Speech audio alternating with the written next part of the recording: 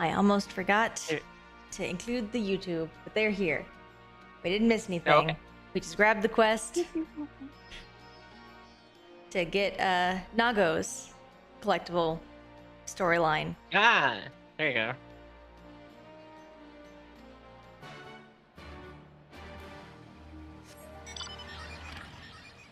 I forgot hers was at 60.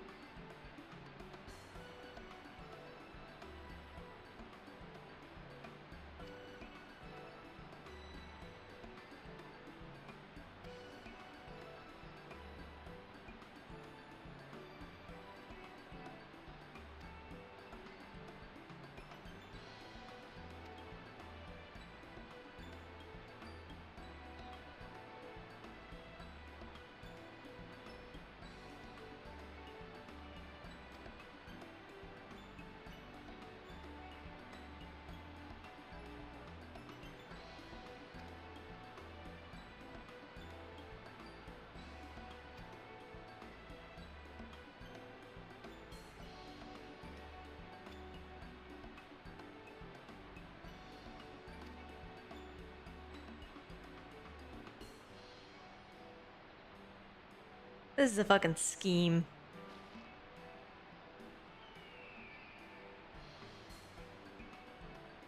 They don't pay me in gil, they pay me in store credit.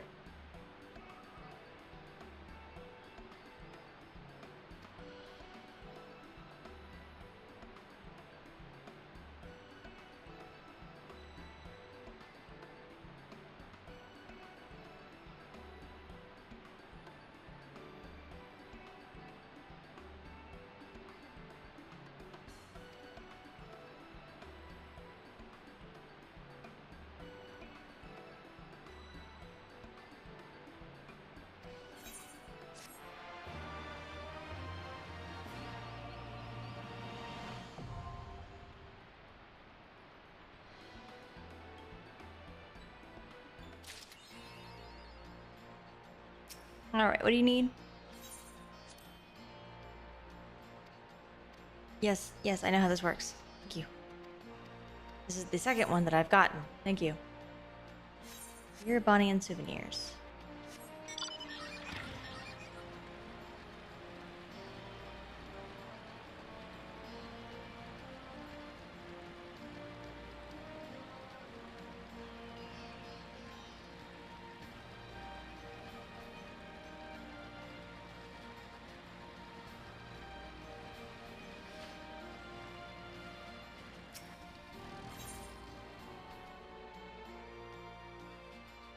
I don't think so, is it?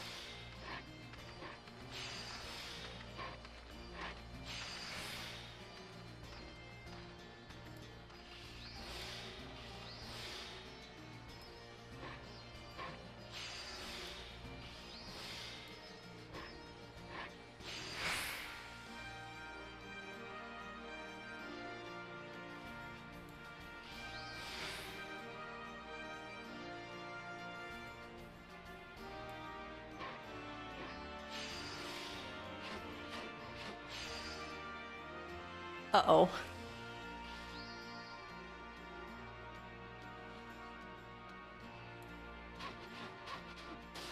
Yeah.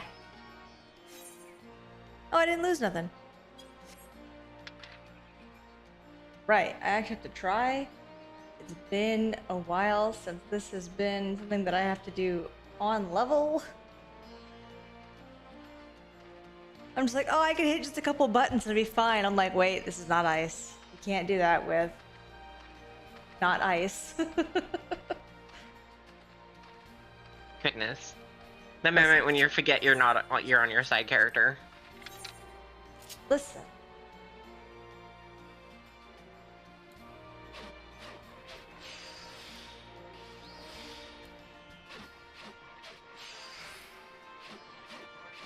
That's not good either. No, that works perfect. Okay.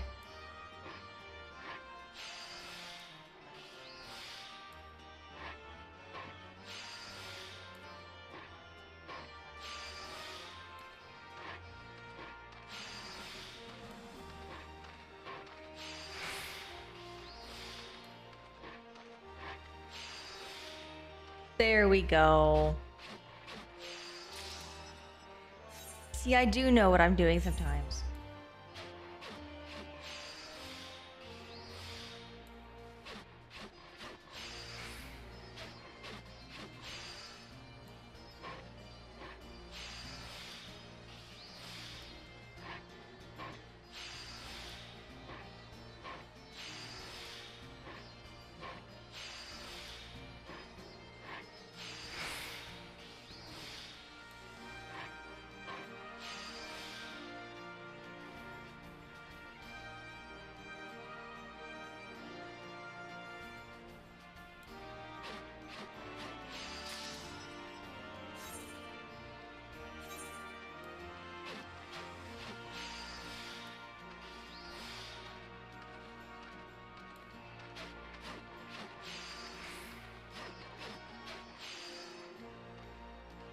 This one guy going back and forth is causing problems.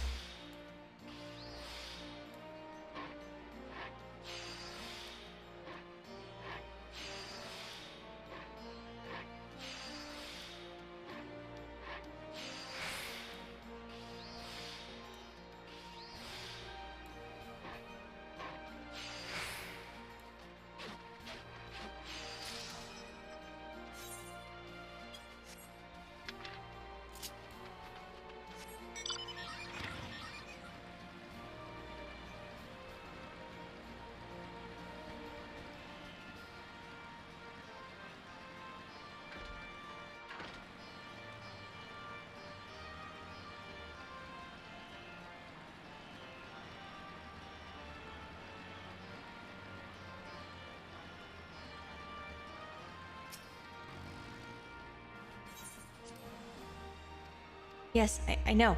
Oh my goodness.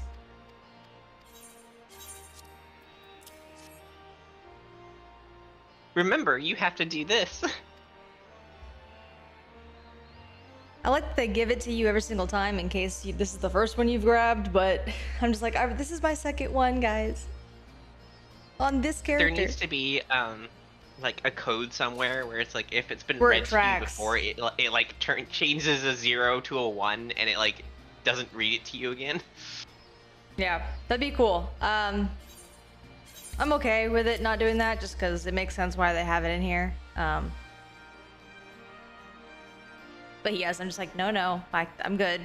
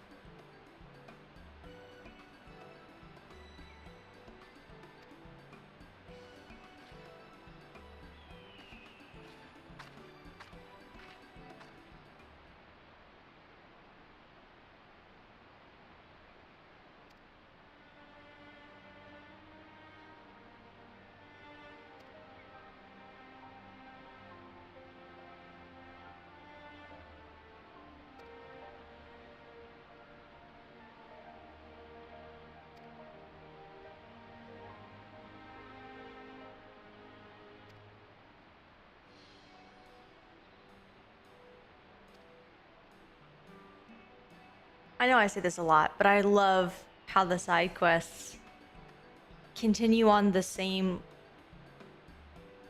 like through lines from the MSQ and kind of expand upon some of the problems that the MSQ kind of leaves hanging. I love it. It's my favorite thing about this game. Yes. It also tends to reinforce whatever the theme or the point of where the MSQ's at as well. Yeah. Or at least I find it does. Yeah.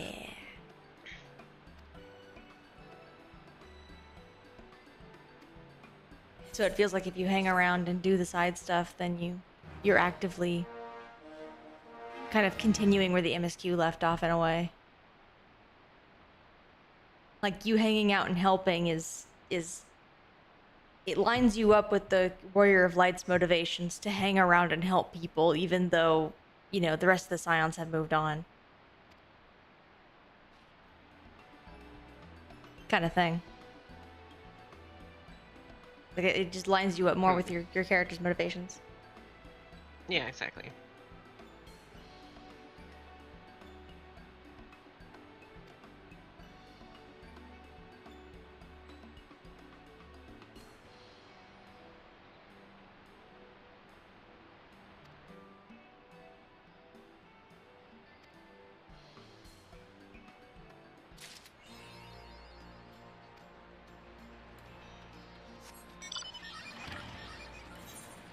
Okay. This one. Still 2. Got it. And what's important for me is that I get purple scripts out of the... In fact, here she is.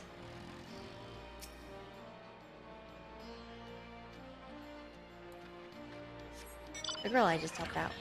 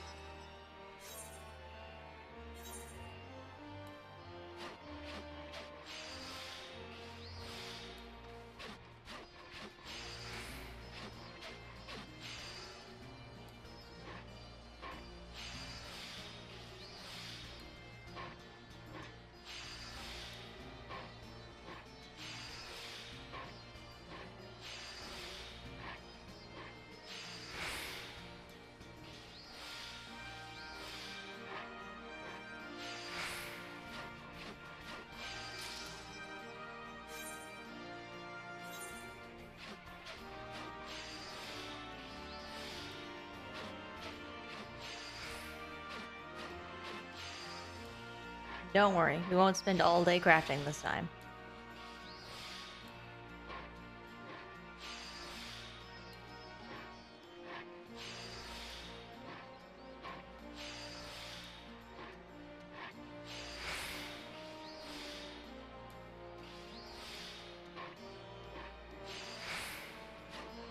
My progress on crafting has kind of stopped until, Oh dear.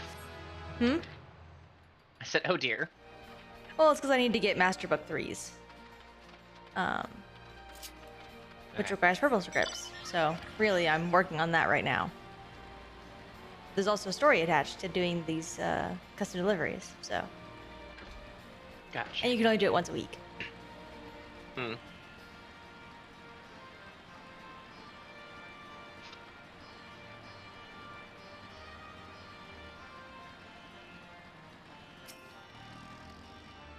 I could farm for the collectibles, but I love myself a little bit too much. Yeah. Mm-hmm. I care too much about my own mental health to submit myself to such. Goodness.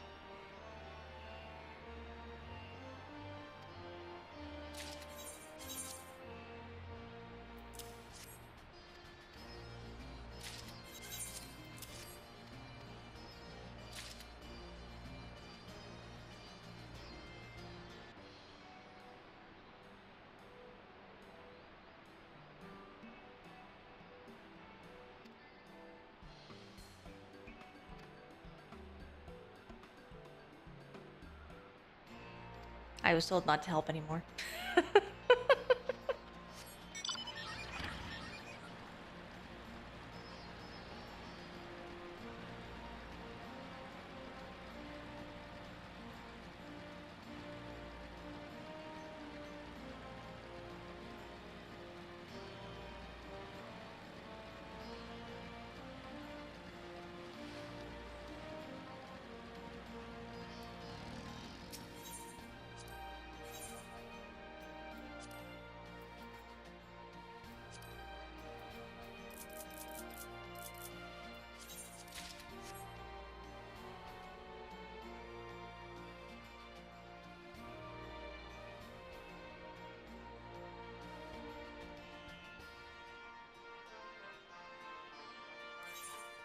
Okay.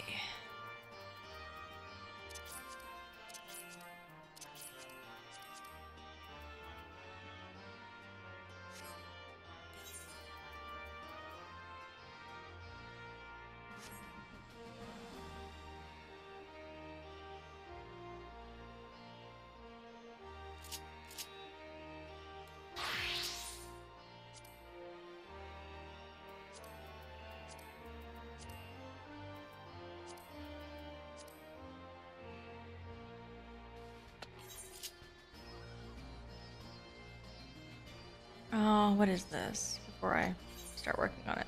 50. Okay.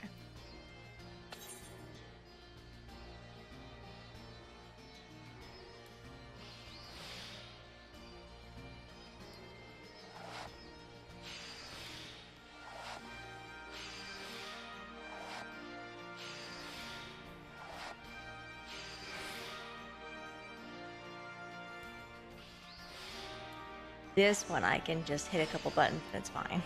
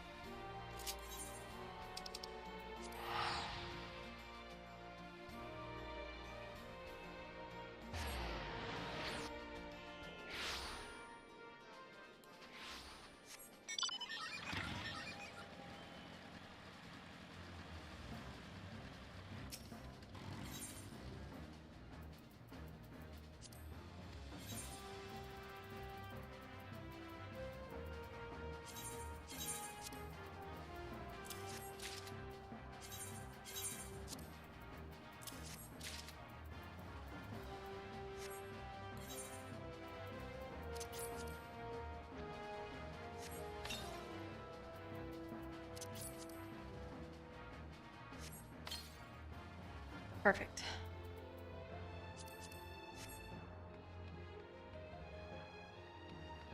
You don't have to go in order, but I feel like it's only appropriate if I'm going to go after Master Book 3s to have 1 and 2 already. Call me crazy.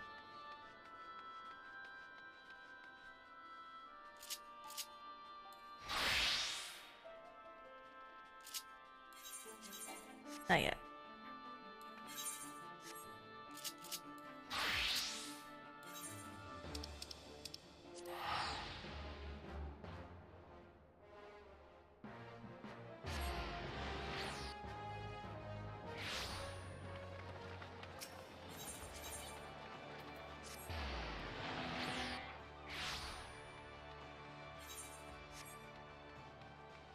We have fishing to do.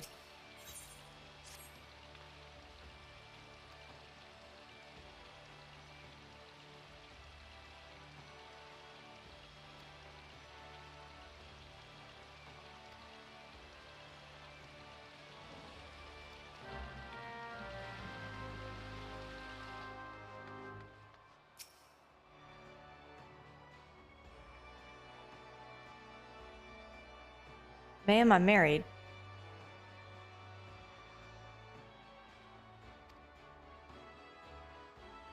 Nah, she's gonna shoot her shot anyway.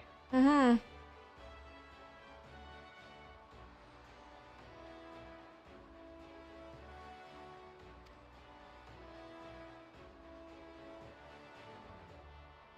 Oh, right. This is when they're like, ah, yes, weather.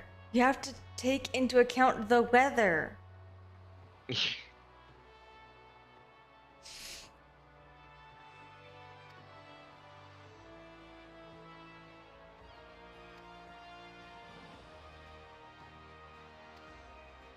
What are they, an aphrodisiac?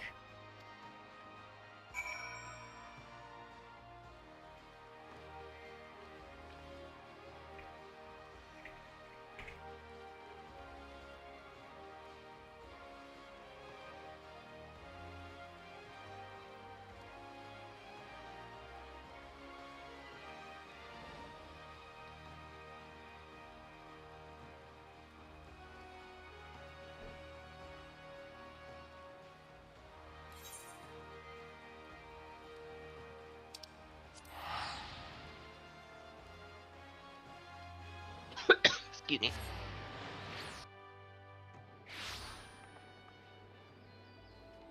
Well, it's not raining. It is here, but it's not raining right now. Where are they? There is an NPC.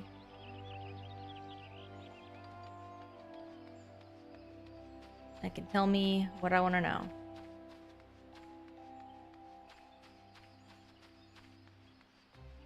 I don't remember where they are, though. Don't think this is the right place.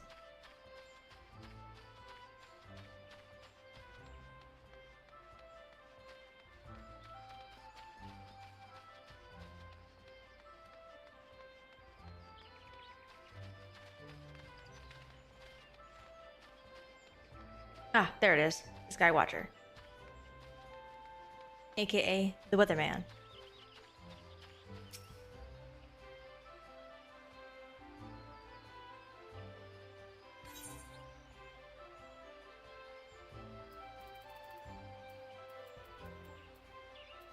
Well, it's gonna be fair skies for a while, so this is just gonna have to wait until it's raining at some point. Why is it that when I want it to rain, it's not gonna rain on me? Game. Game.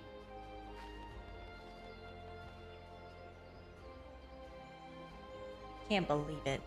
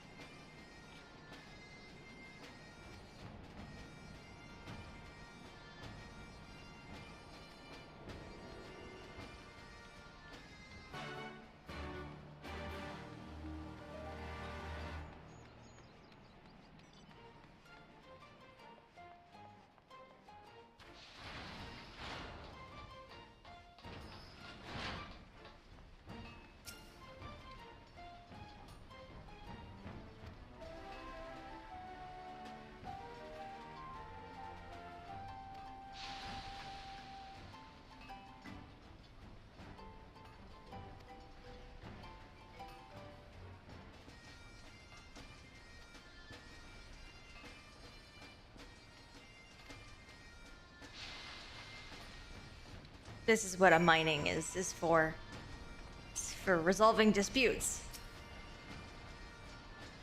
with my trusty sledgehammer.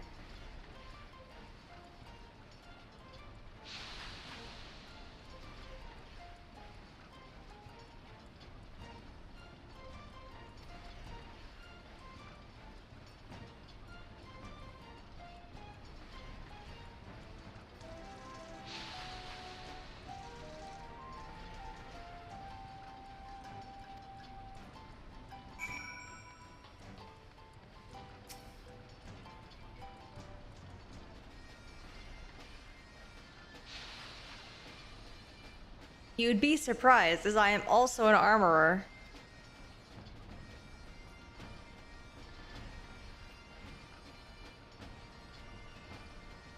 Master of all trades. Hmm? I said master of all trades. Mm-hmm.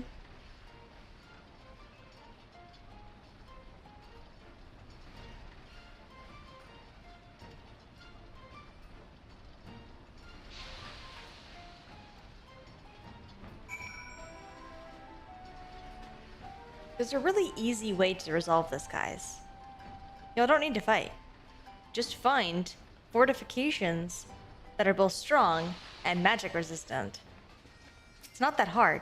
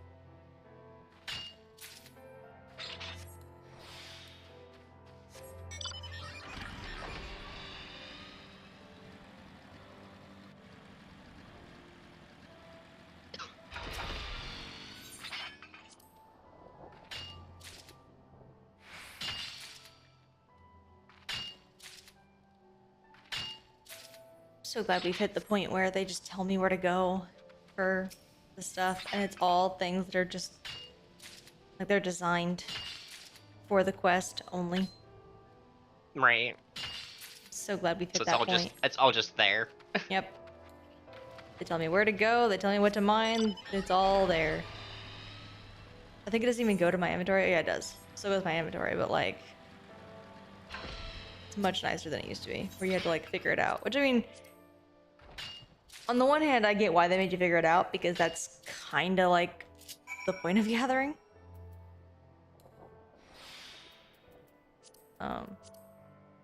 is to, know the land around you and find what you're looking for. Like that's the fantasy, right? But for a play experience, not my favorite.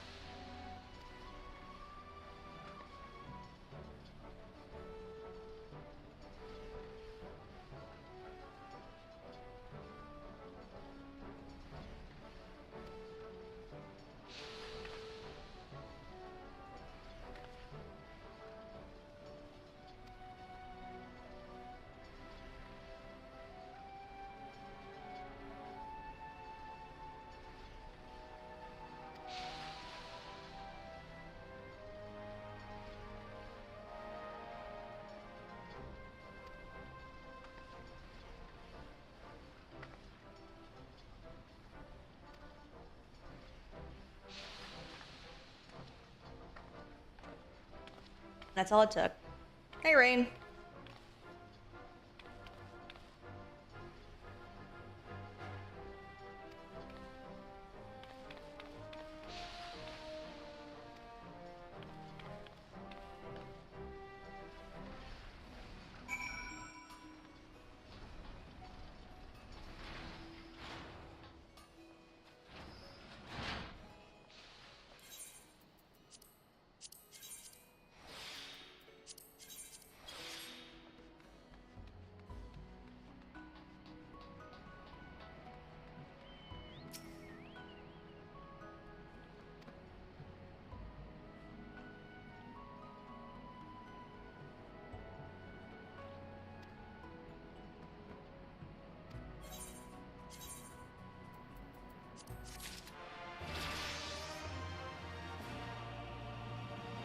Okay, that's done.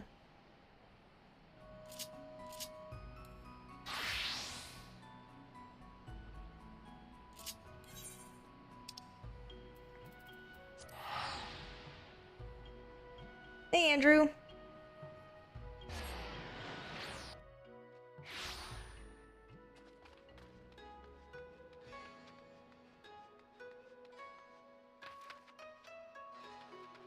Oh yeah, no, I was poking at Stella the whole time while stealing the words.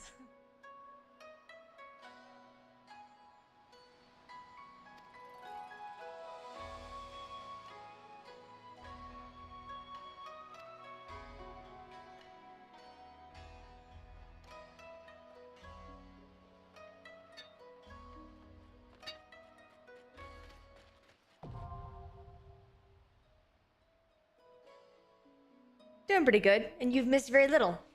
I've just been unlocking things that apparently became available while I wasn't looking. And me just coughing my lungs out. And thank you for the check-in. What's this?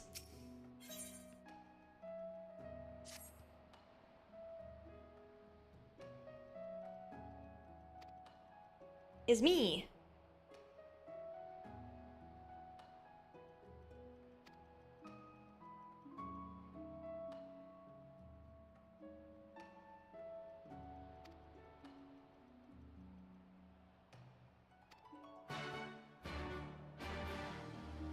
Oh, I actually can't do that one.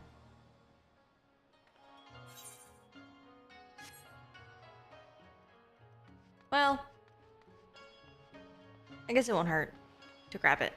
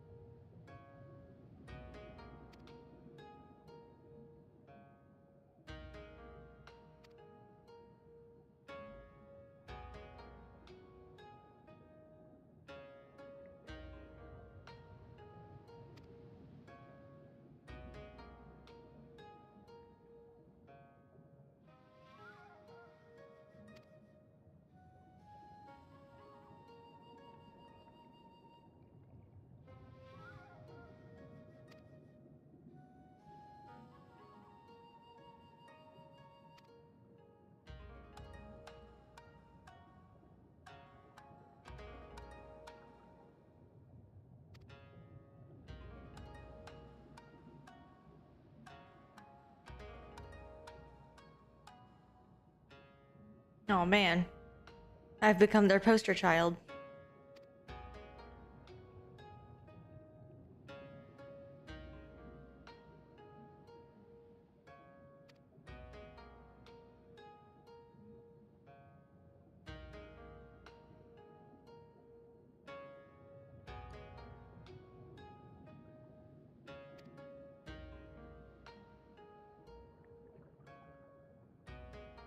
I do like that every single time. Yeah. I do like that every single time. Nah, our character is like, sure, altruism. Wasn't it for you? Like, not even I, as the player, can change that Unileska absolutely knows that these guys are just cutthroat merchants.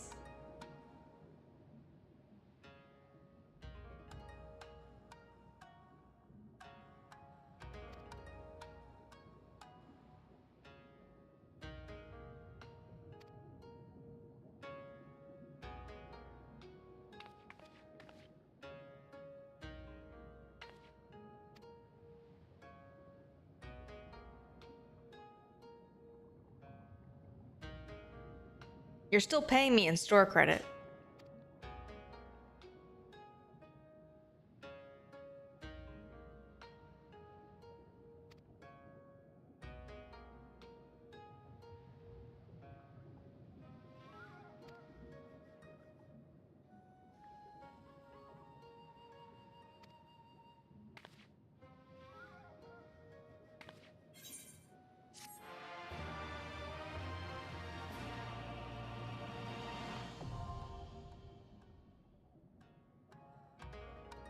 But I'm out. I think I'm out. Pretty sure I'm out. Have you Yeah, I am. I'm out of escaped? allowances, Because... so your people are just gonna be sick. No. Sorry, but they that's may die. unfortunate. No, no. I gave it all to the orphans and the bereaved of Garabania instead. That's what you get for being isolationists.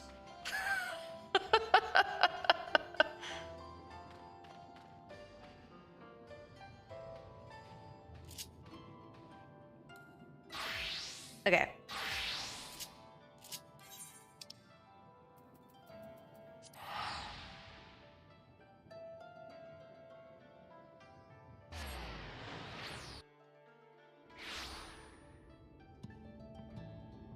After so many weeks, we're finally going to be back on the MSQ for a little bit. Everyone be amazed.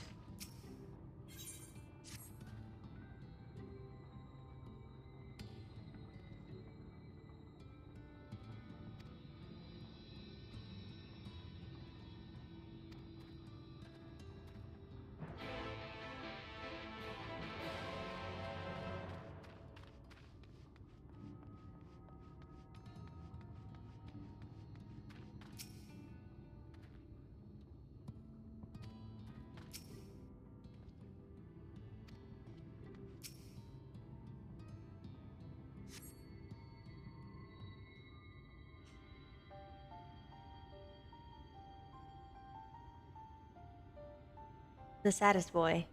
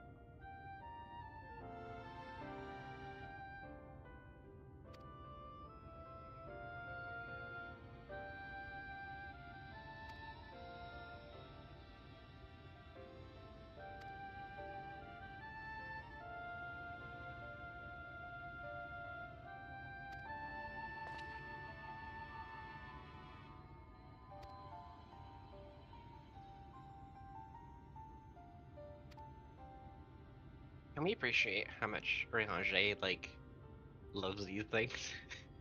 What's that? I said, can we appreciate how much Urianger thinks these things are fascinating?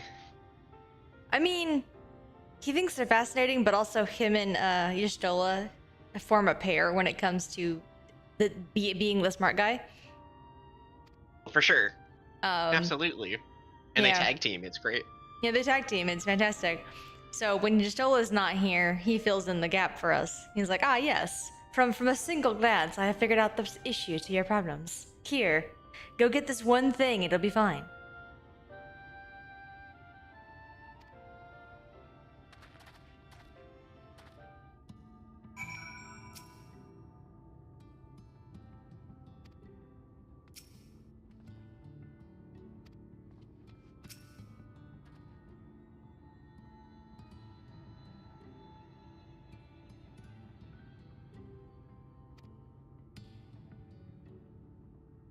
And yes, you're absolutely correct. Like, both Y'shtola and Urianger are the smart guy.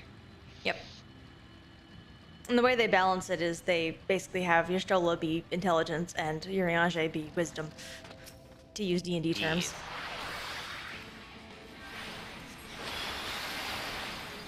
you also tend to have Y'shtola focused on the future, and you have Urianger focused on the past. So he's the history nerd, and she's the one that's like cutting edge. You know, new thing that needs to be experimented upon. Go Right. Y'shtola, yeah.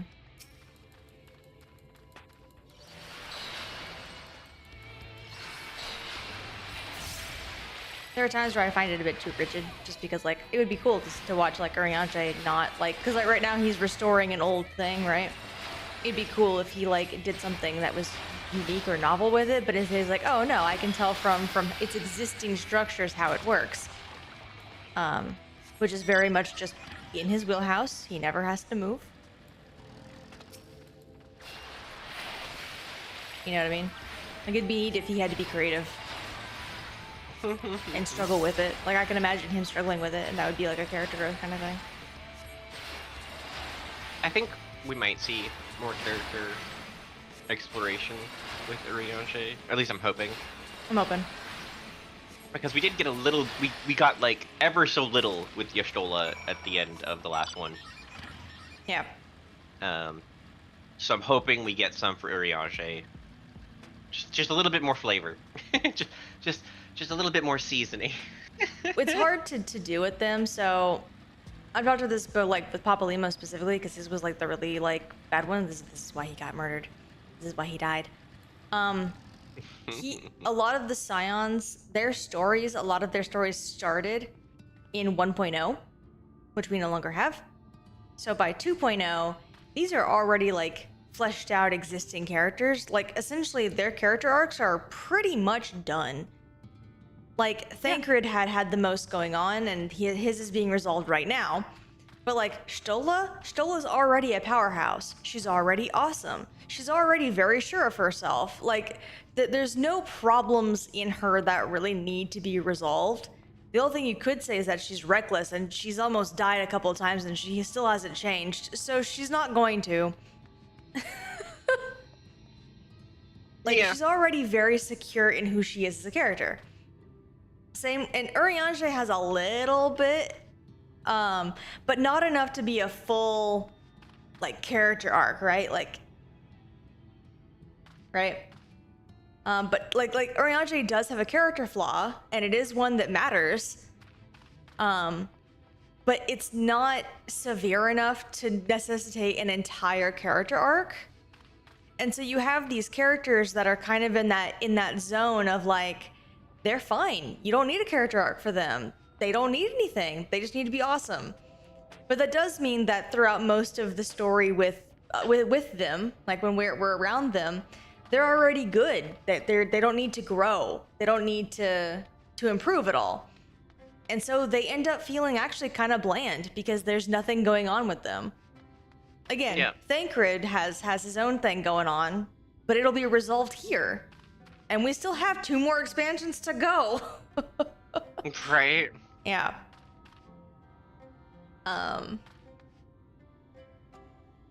That's why the twins usually get so much more.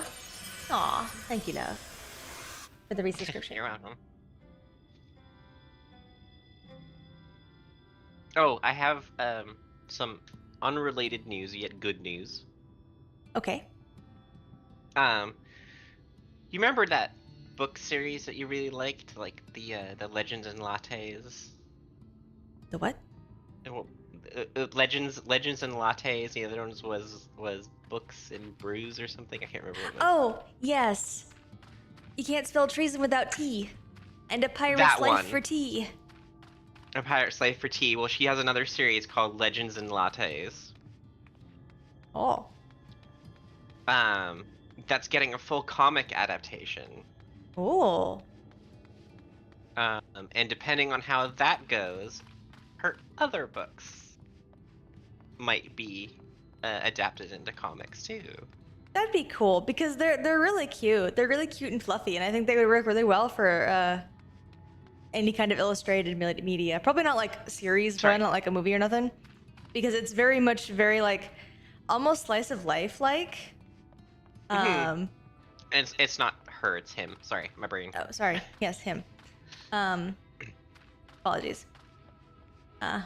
But like his stuff would really be suited to like that more cozy kind of format that like a manga gives you.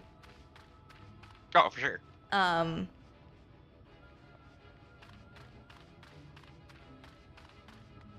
So, that'd be cool. I'm glad they're having some success because like I wouldn't. So I've talked to Katarina about this author before. They don't do extremely eloquent prose. Like from a technical standpoint, a lot of their language is very plain spoken, which could make you think that they're kind of like a more amateur writer, and that's simply not the case. It's a stylistic choice. But it does mean that a lot of their stuff is more grounded. It's more like approachable. But also the stakes are pretty low too. Like again, they're in a fantasy universe. Like the universe that I'm talking about is a fantasy universe, and yet it feels so normal. It feels so mundane, just because of the way this person's writing. And that's a really weird like mix. It's good. I like it. Like, make no mistake, this is a good thing. I like their writing. It's a very like just cozy read, and I'm all for it. It is 100% my jam. But it does kind of take away from the gravitas of the setting just a little bit. Like you have this magical being that gives one of our characters commands, and they have to listen and kind of like be like the hero who comes in and like fixes a natural disaster via magical means, and they have near limitless magic. Like, this is the character that we're talking about, but most of the time we see them and they're like running a tea shop and a bookstore. Yeah, like book one's literally called "Can't Spell Treason Without Tea." And it's them setting up their bookstore and their tea shop. Right. And the other one's like a badass warrior woman on the run from an evil queen. Like again, straight out of fantasy. Yeah, so so there's the series is called Tomes and Teas. Yes. And I told you the title of the first one. The second one is A Pirate's Life for Tea. Yes. The third one is Tea at the Altar. And the fourth one is Alchemy and a Cup of Tea. Yes. And then I think, and she's got another series. She's got two other series that have started as well now. One is The Gilded Abyss, which is the Titan's Wrath trilogy. Apparently, she has declared it's going to be a trilogy already.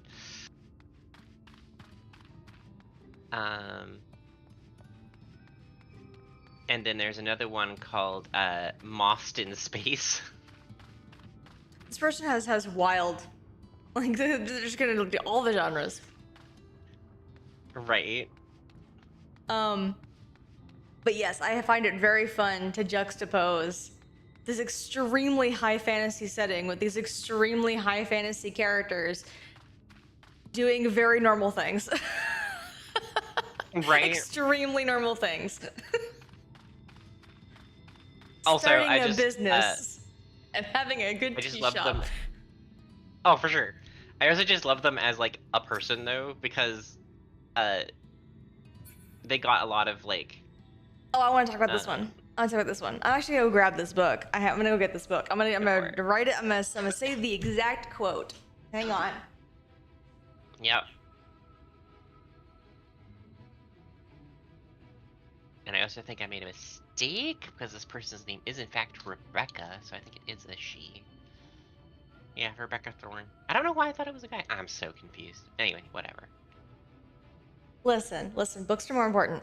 And by the way, the author's name is Rebecca Thorne. She's fantastic. Literally just said that. Yeah, I know you walked away. Oh, Yeah. apologies. I corrected myself when I looked up the books, and then I just corrected myself. So anyway. Okay, so Continue. page 2. Page 2.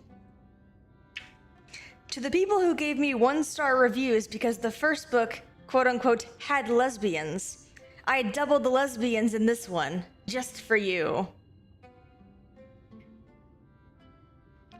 Exact quote. It's fantastic.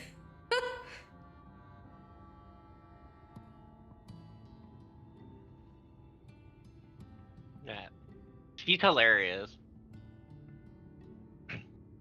Oh yeah, no, like, if you like the cozy vibes of like a slice of life, and it's not exactly a slice of life, there is an overarching narrative.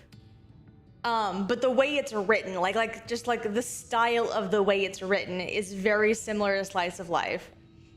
And again, the way that this person writes is in a very approachable way. It's very plain spoken for novel writing, and I like it a lot because that means I can give this to a reader who is perhaps not as like experienced with books as I am, which is or is trying to get into reading, because you know most people don't read for fun. And some of us suffer from conditions like dyslexia, which makes reading Yeah, more difficult than it should be. so like I really like to recommend this book series to, like, I'm gonna call them beginner readers, even though I don't like using that word. People who want to get into reading but don't know where to start. Like, I usually recommend books like this, where it's still a novel. Like, they still have to read a novel, but it's the easiest way to get into reading a novel that I have found, is just to not go into like the really big $10 words, and you have to know what these words mean, and each page has this tiny little writing that you can barely see, and there's like 700 pages. Even if they really like this book, that's a task, right?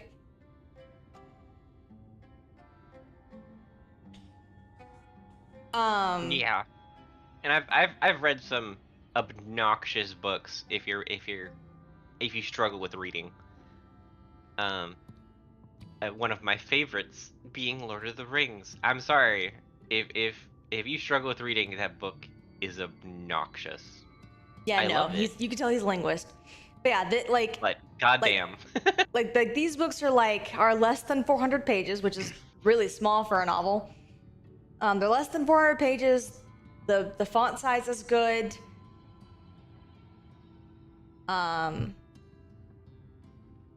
Yeah, doesn't matter. He still writes like that. Yeah, The Hobbit is not much better. Yeah. The only difference is length. Yeah, this is less than 400 pages. You can get through it in a week. I'm not gonna say how long it took me to get through the first book, because that's not normal. You can get through it in a week, and it'll be a nice, easy time the whole time. Katarina can regale you with how long it took me to get through the first book once I picked it up. It was like 2 or 3 hours. It was done.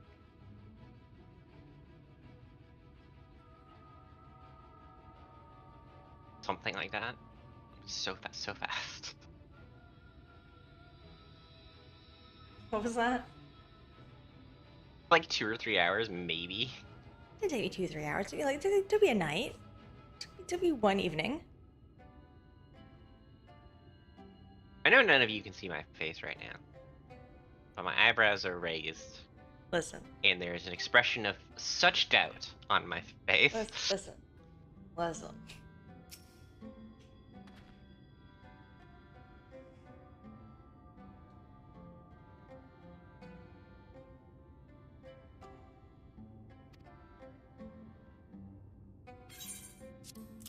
Anyway. Listen. Anywho, this writer is fantastic, and they have more books coming out. Oh, I want them all.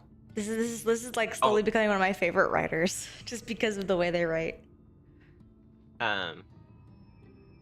Although the joke is, of course, because she's ADHD, that she spends a lot of her time avoiding writing. I feel that in my bones.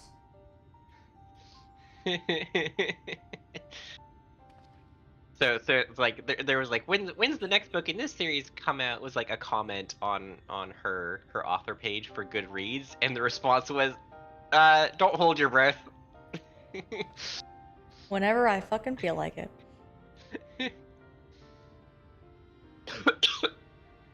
Now, this is something that's been happening in books over the past few years, and it's my favorite thing.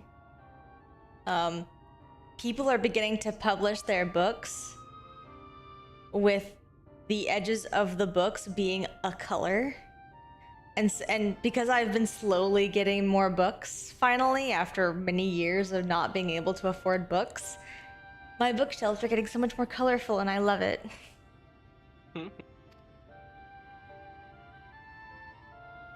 And again, not just her, even though she does do this.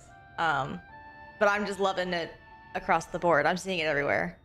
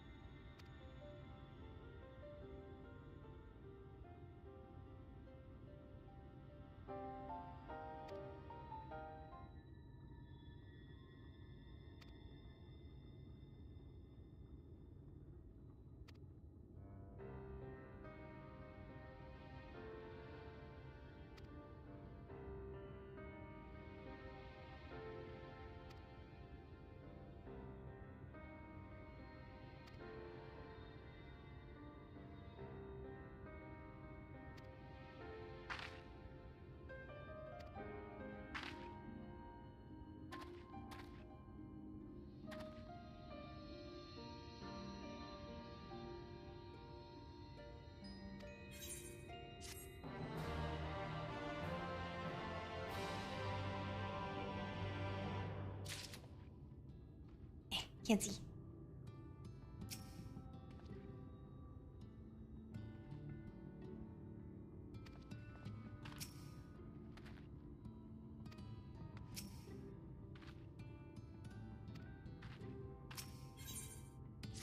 Y'all are ridiculous. What could be so terrible that he doesn't want to tell us? Guys, look at the world we're in.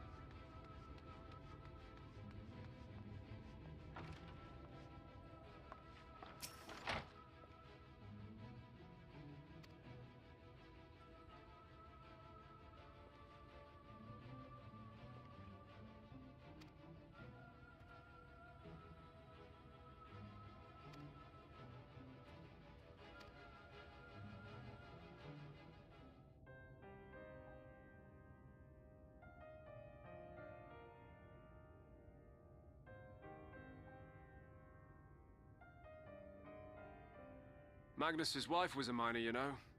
Greatest prospector there ever was. When the golem heart started failing, she was the first to head out in search of more.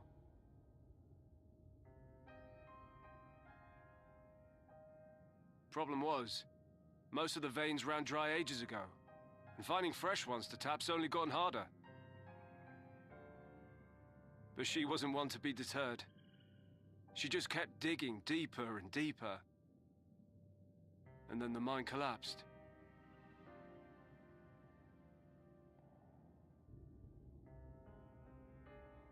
We labored day and night to clear away the rubble, but it took us 2 months to find her. To find her body.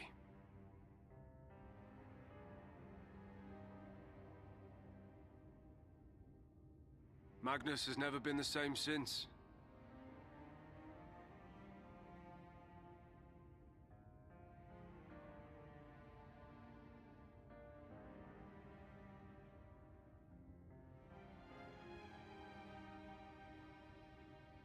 Where is he, if you don't mind my asking? Ah, yes, well, if he's not here, there's only one other place he'd be.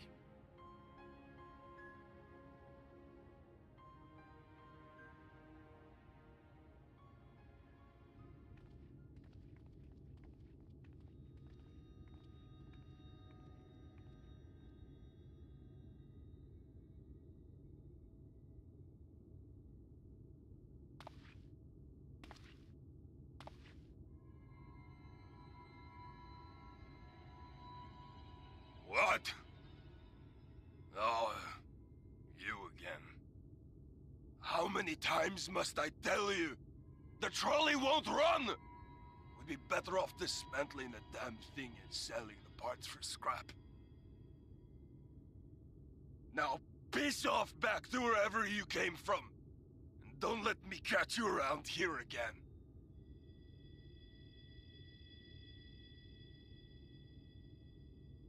What were their names?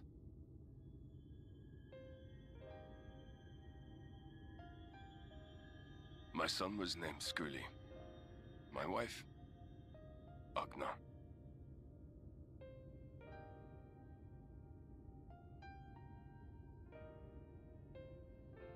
Being here with them, it beats going home. Home stopped being home when I lost them.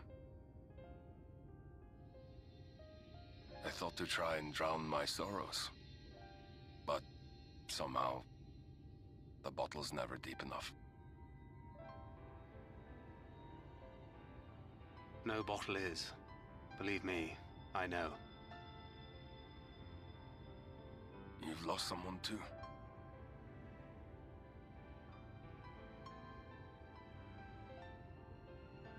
Not like you. Not my own flesh and blood.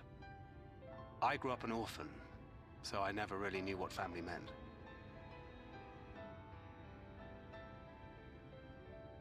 Not until I met a man who offered to take me in and make me his pupil. He was a kindly soul, always looking out for me, like a father. Not that I appreciated that at the time, or anything else for that matter.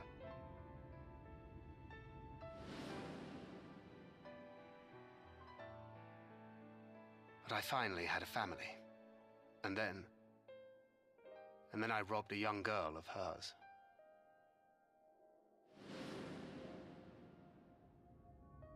I did my best to make amends, to offer her comfort. But the more I look back on it, the more I realize just how inadequate my efforts were. I let her down. That is why I refuse to let her legacy die.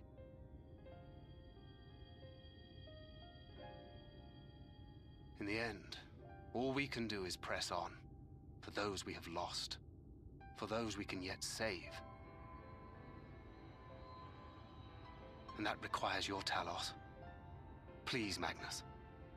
You are our only hope of reaching Nabarth Areng.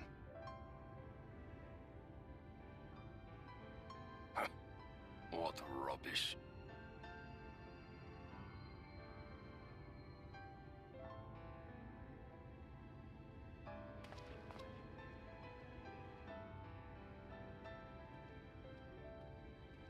She's not gone. No matter what you say or believe, she's not.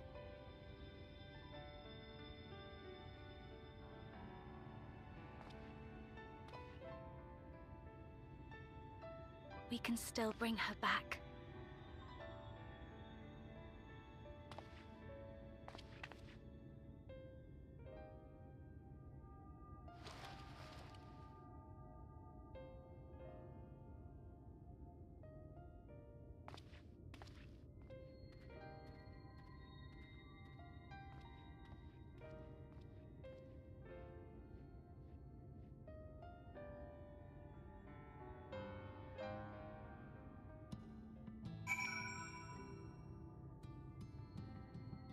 Nope, he's opened up enough. We're gonna stop right there and let her just keep drowning in what she thinks is the truth.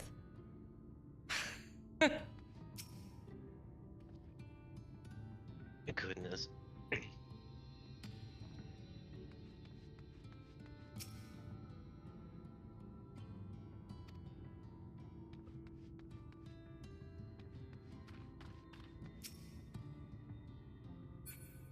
It's easy to get frustrated with him, but at the same time, he's very much trying to make it her decision, which means there's very little he can actually say right now that doesn't sway her one way or another. Like, if he tells her, hey, I want Minfilia back because he misses her, then she's gonna be like, okay, I'll just die without even a thought. But if he says, no, I actually, don't want you to sacrifice yourself, then she's like floundering over there going, well, what do I do with that? Yeah. So he is trying to do the right thing, but it would be nice if he gave her some guidance. It makes sense why he does not, but it makes sense why he doesn't.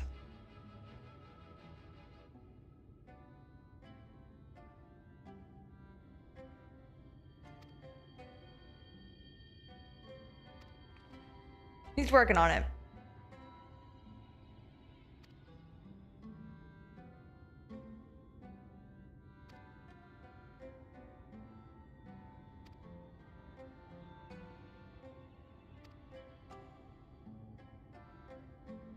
I think to some extent he doesn't know what he wants either, though. No, he doesn't. Which sounds like an obvious statement, but I mean, it's true. Well, and like, because these characters are things that are like things that we have been around for a long, long time, people like to think, oh, I know them. And therefore they should know themselves, and that's not always the case. So my argument with that is that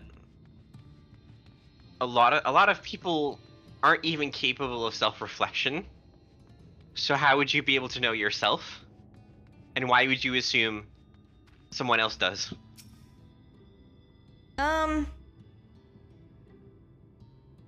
Most people get frustrated with when another human being acts out of character.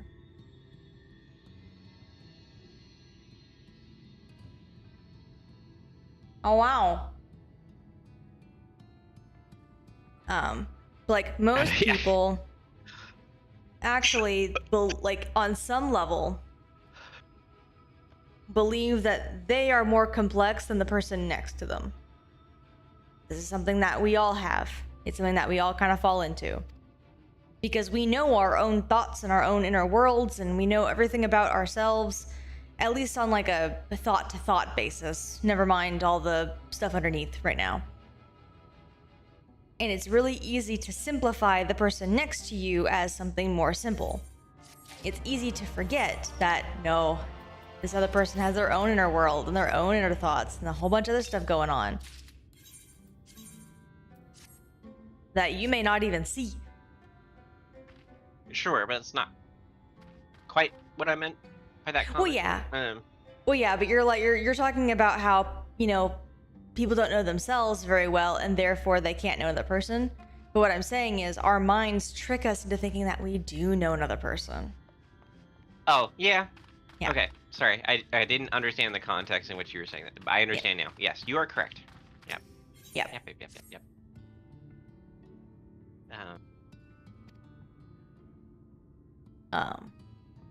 And so we tend to get frustrated actually when, someone else next to us acts what we would think of as out of character when no, it's in character for them.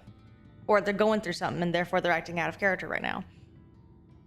Because they may be going through something that you can't see. For whatever reason. They didn't tell you, or there's no visible signs, or, whatever. Yeah.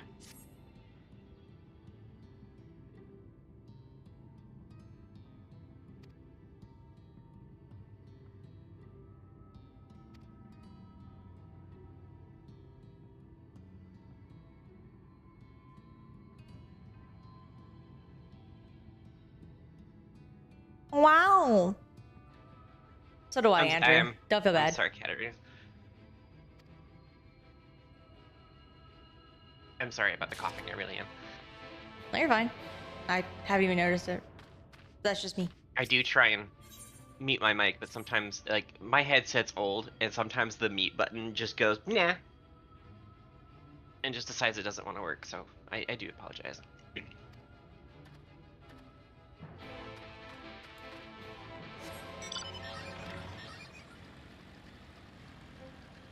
It's just a head cold. She just got some congestion. She's fine.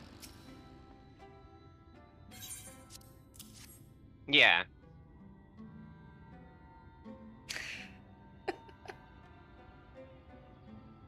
Hmm? What? Just a random yeah. I mean, it is. The head cold. That's all it is.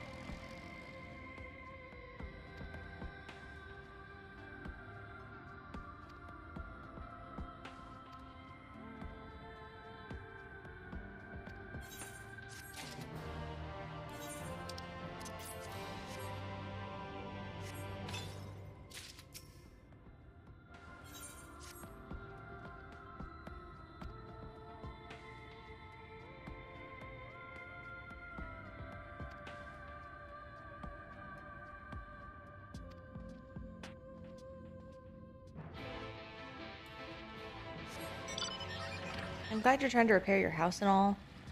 But you could have, like, I don't know, gotten some backup, brought more people. I know you live in a small town, but not that small.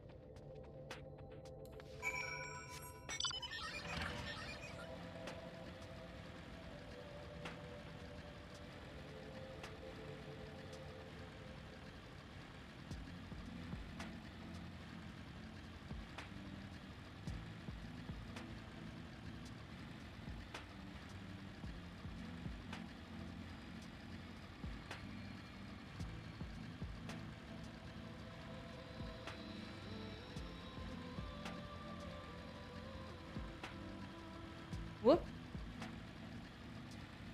Almost went off the edge.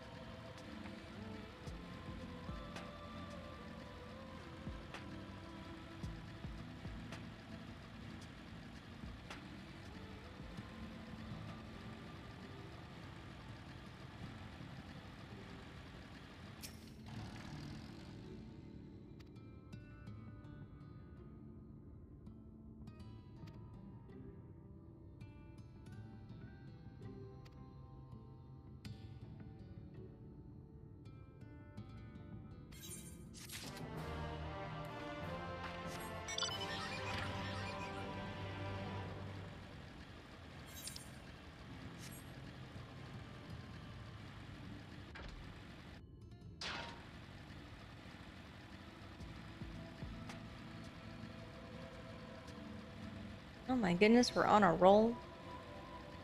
Doing story things.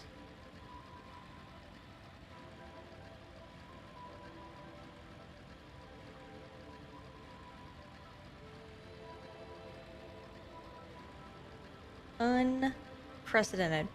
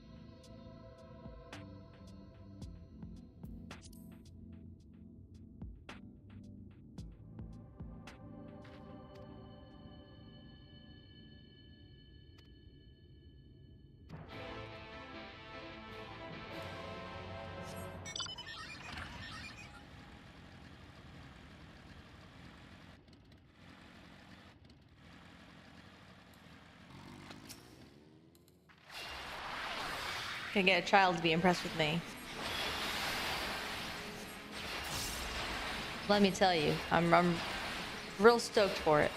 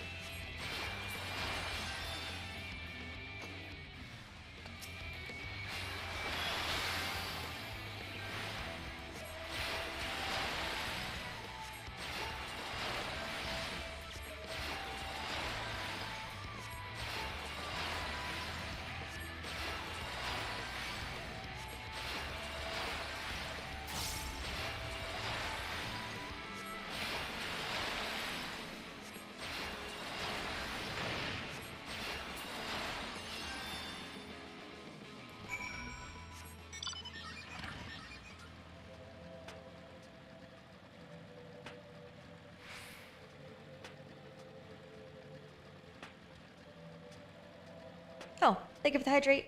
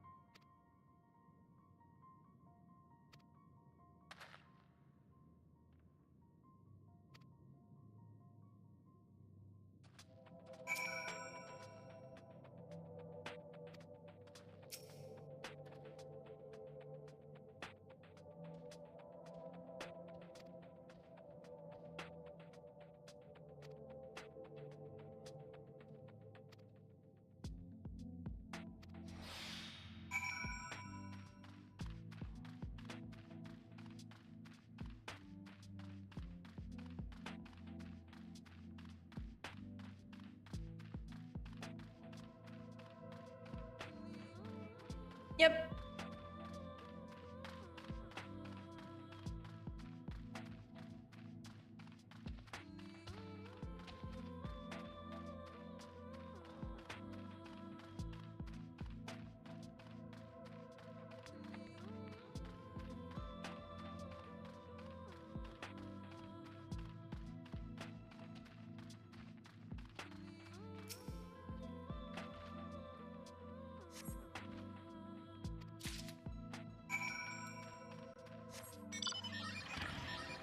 You always go for the one furthest away.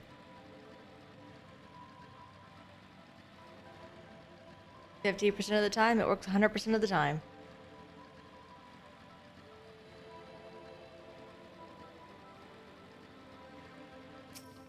I know you can't see me, but I hope you can sense I'm shaking my head.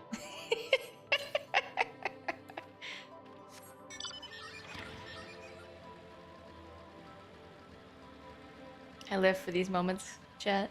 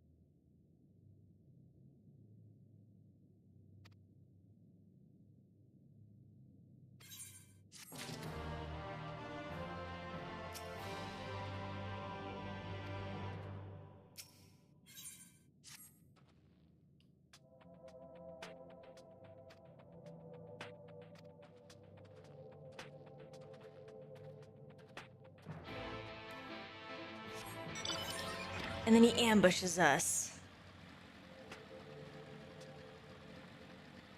Of course he does.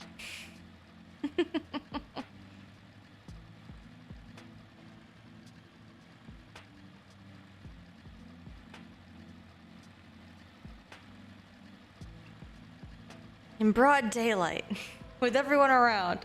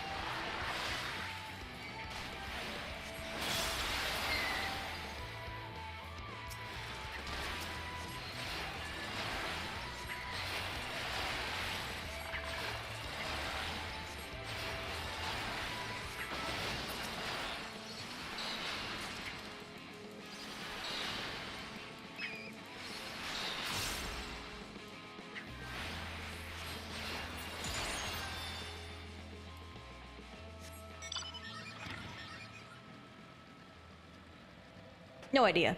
Trying? One of the long words was literally trying.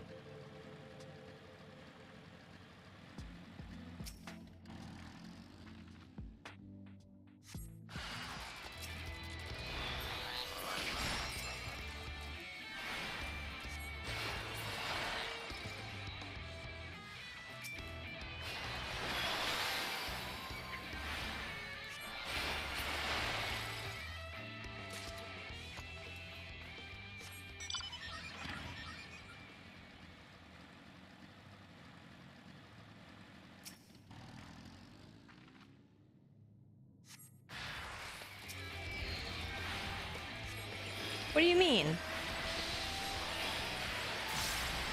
Working my tail off.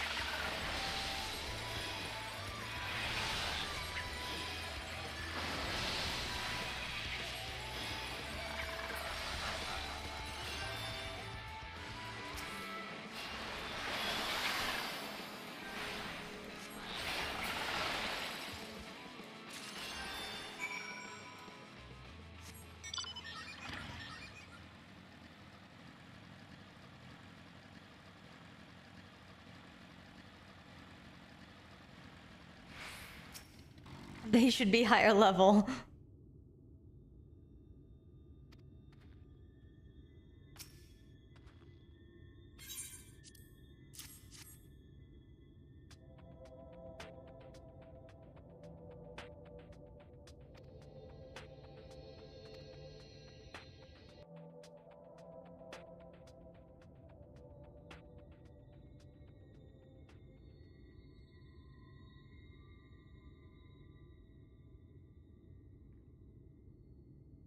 You may not remember this about Arminfilia, but prior to founding the Path of the 12, long before the Scions, she was something of a miner. After her father died, Flamine took her in and taught her the trade. I think they were both seeking to fill the void left by a loved one. Maybe that's why she took to it so readily.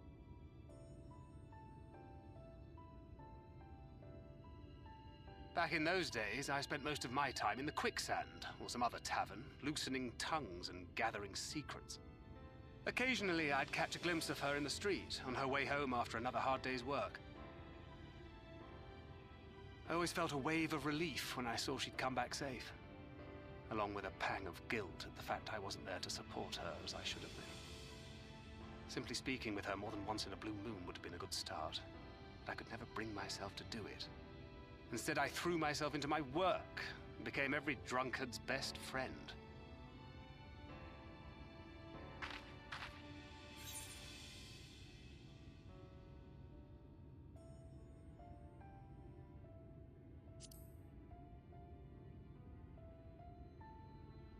Not too highly, no. She once called me a wine-sodden wharf rat, which wouldn't have been half as galling had it not been so accurate. But that was a lifetime ago. Here and now, I have another chance to do things right, and I will not squander it again. Hey! Come and see what I found! You're not going to believe this.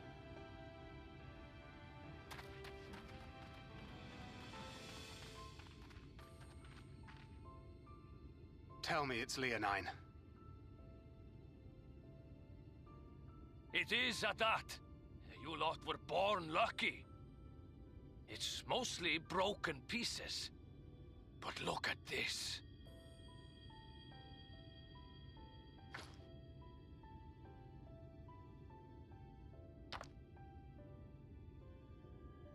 This is a rather fine specimen. It's been decades since we found anything approaching this big. But that's not all. There's an engraving on it. Ah, these scratches here. They're a little hard to make out. To my beloved Magnus and Schoolie.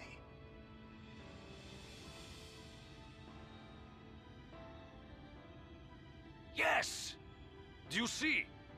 It was a gift to Magnus from his wife. She found it. She really found it. She must have spent her final hours carving this message into the stone, in the hope that he might see it one day. Those rock-backed bastards must have made off with it before we could clear a path to her.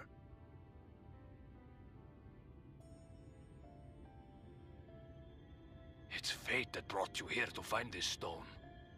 No other explanation. It makes me wonder what else might still be buried in these parts.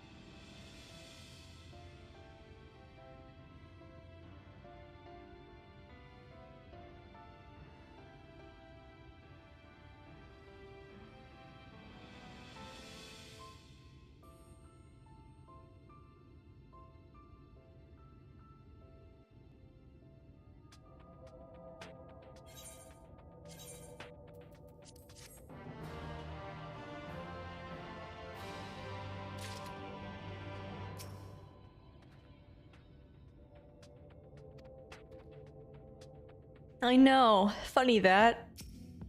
Coincidence.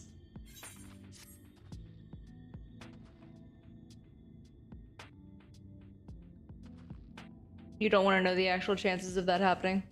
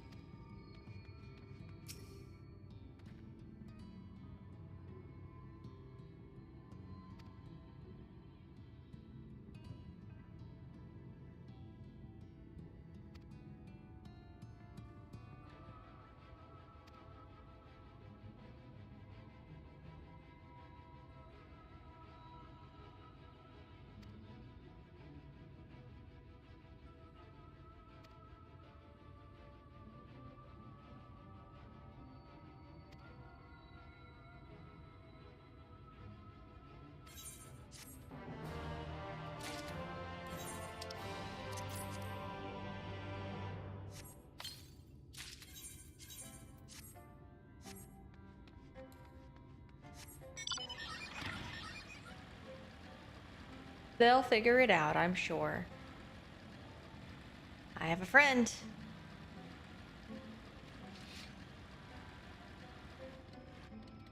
I found her.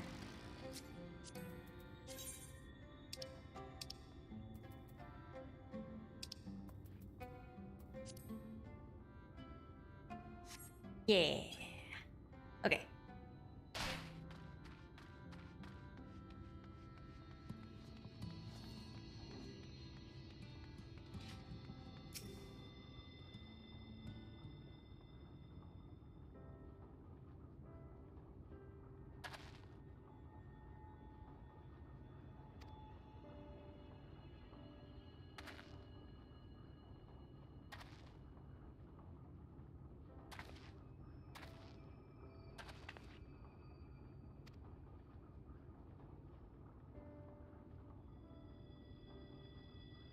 There's a Zelda remake coming out.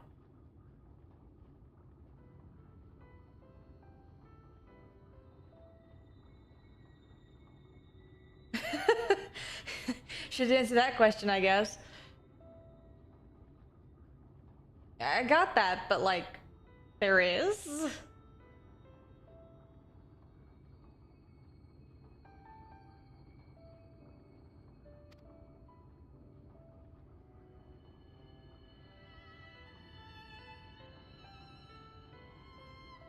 Hey Katarina, how excited are you for an Ocarina of Time remake? I'll believe it when I see it. Rain, you might have to state your sources. Nintendo has basically confirmed it for holiday.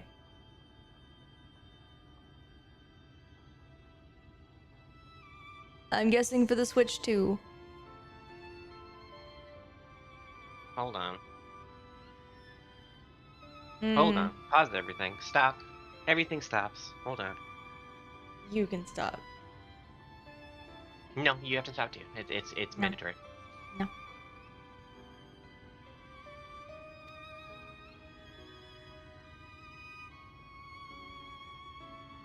Listen, I've stated what I'm gonna say.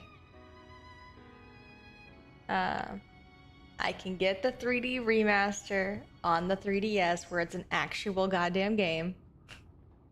So I will not be purchasing it. I refuse to do the keycard thing for anything that I can get somewhere else.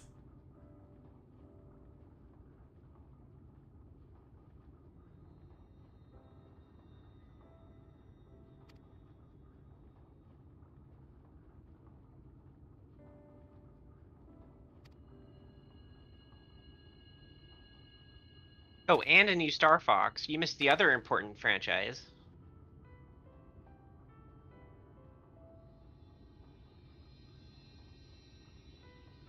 That's cool though. We'll see how either of those turn out. And a movie? How are you gonna do a Zelda movie? Hold on. What? Alright.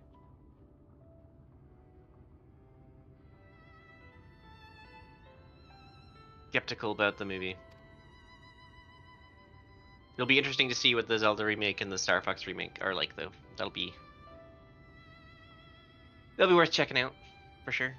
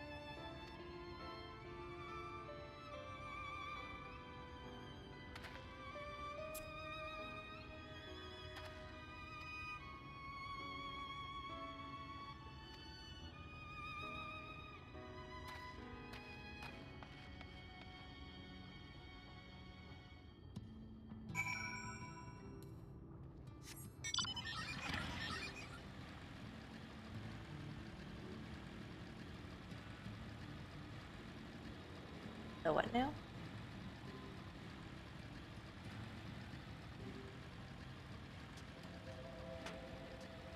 You saw the Star Fox game? Goodness. I didn't end up playing Star Fox Adventures. Actually, it's I only played Star Fox 64. That's as far as the Star Fox games as I've gone.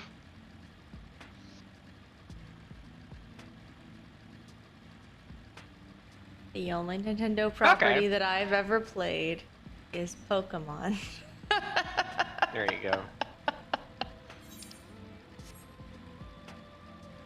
Yeah, I only ever played Star Fox 64. So. Listen, Rain. Like my early childhood.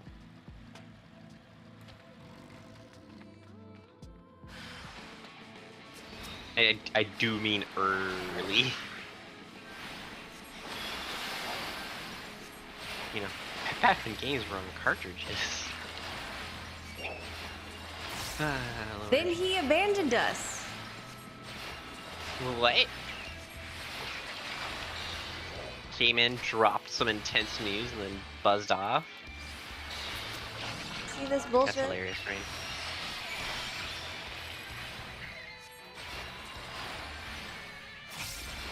That's hilarious.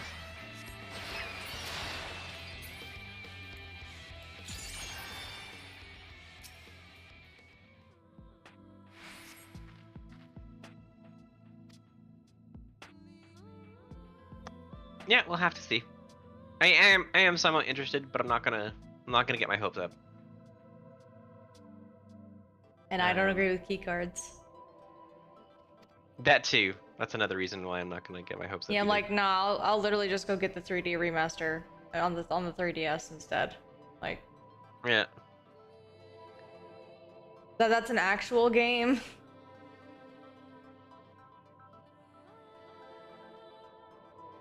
If they back off of the stupid keycard thing, then sure, I'll get the remaster. But they won't.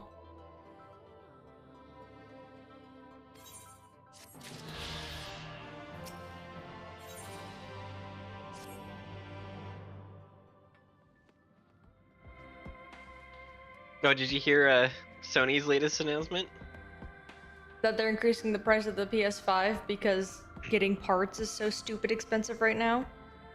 Yep, they can't afford to sell it at its current price, so they're gonna up it because the parts are too expensive. Mm-hmm. AI is the future. A future, yeah, a dystopian future in which none of us can actually afford AI. Or anything else computer for that matter. Yeah, eventually my poor computer is gonna give out.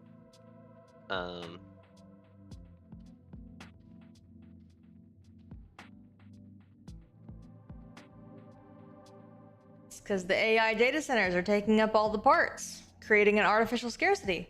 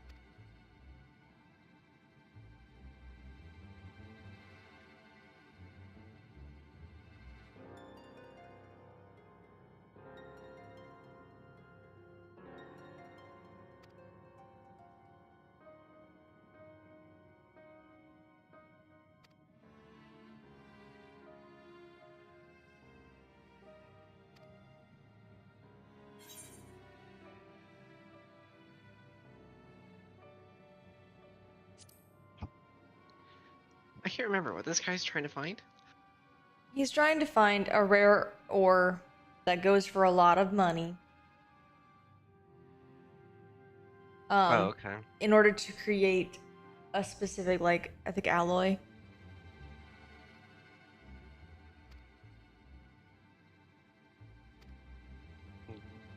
Gotcha. Okay.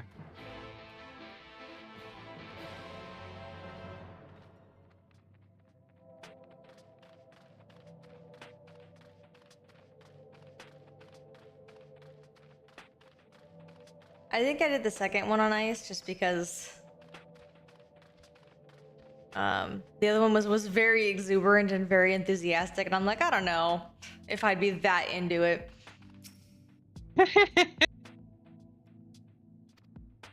But I know Yuna would be, unironically. You know, it'd be like, hell yeah, let's go. Let's go. This will be fun.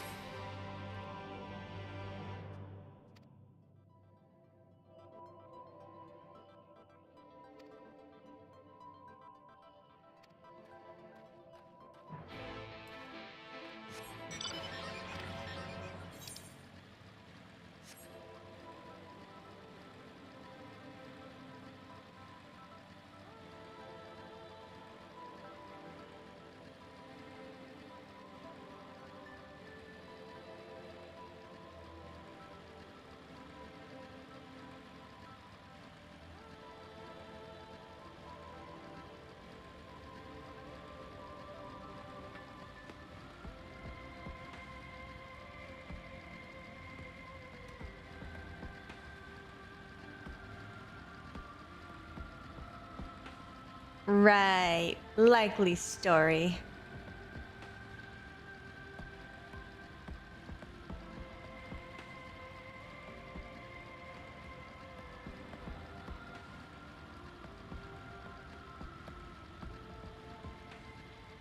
No, I can't. I'm streaming.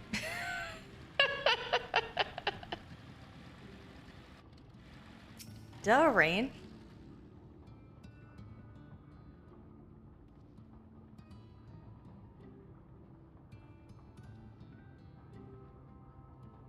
She actually can't see it, and I wasn't paying attention, so I couldn't see it.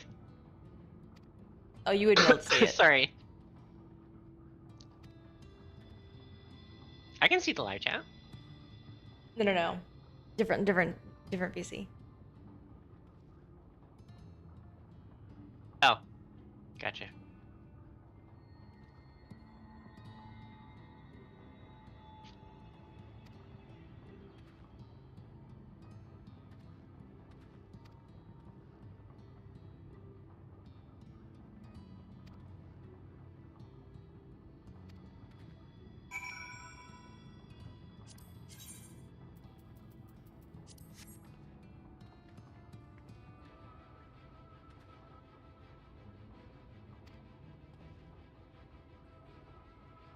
I know, right? On his first attempt.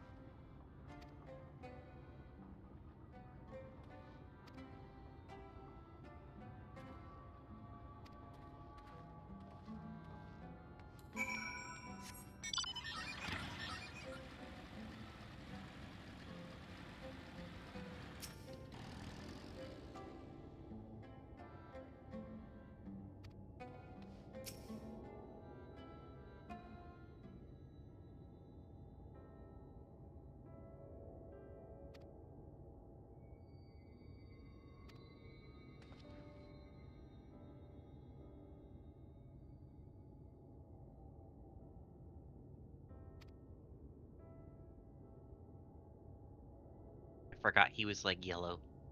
Hmm? This guy.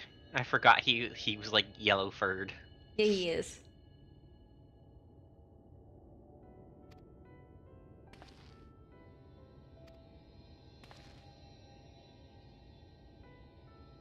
I'm also concerned about the blue cat man, but still. Listen.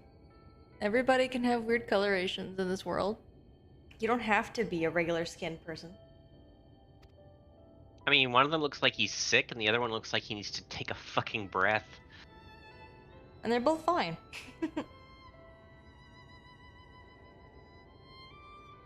No, I know.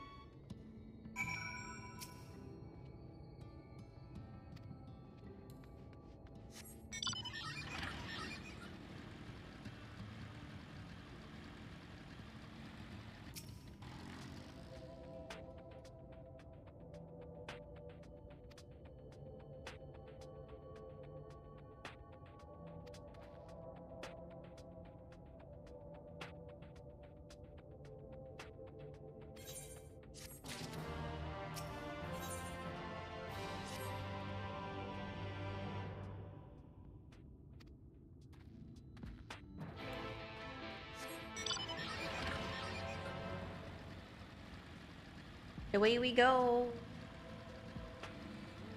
Cool. Hold together, stream. Huh? Oh, Stream stable. for me it was... Huh? Stream stable. Oh, for me it was doing something weird. Oh. It's fine now. I'm not seeing anything. I don't There's know. no jumps in the frames. There's no jumps in the rendering or the encoding. Oh, that might just be on my end. I don't know. Yeah.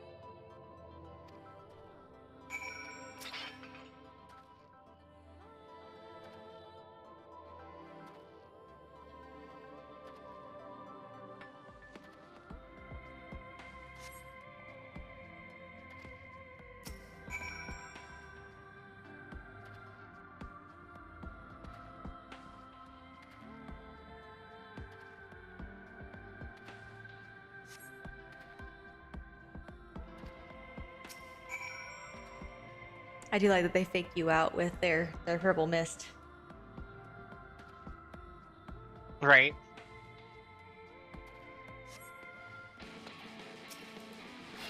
Because it keeps you in line with your character a little bit. Like, oh, waiting for danger. And it just doesn't happen. Yeah.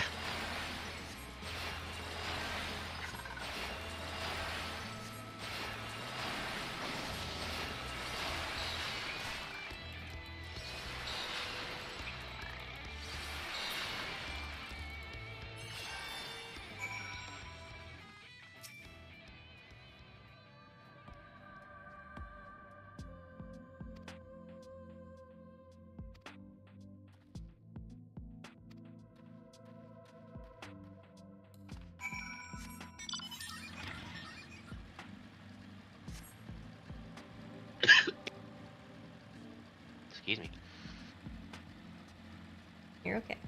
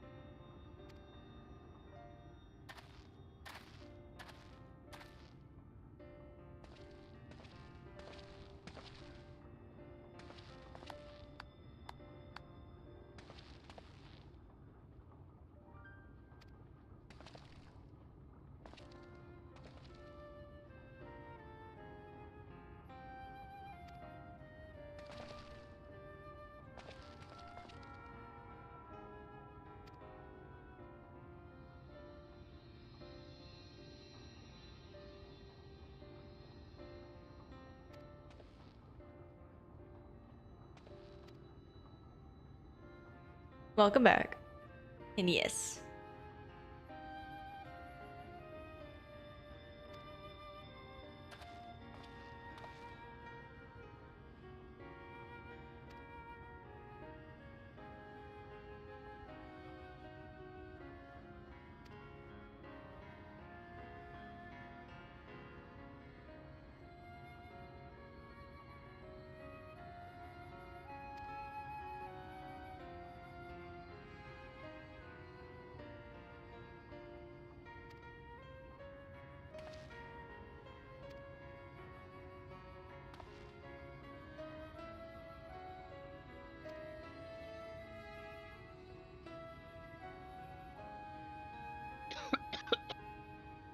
Hmm.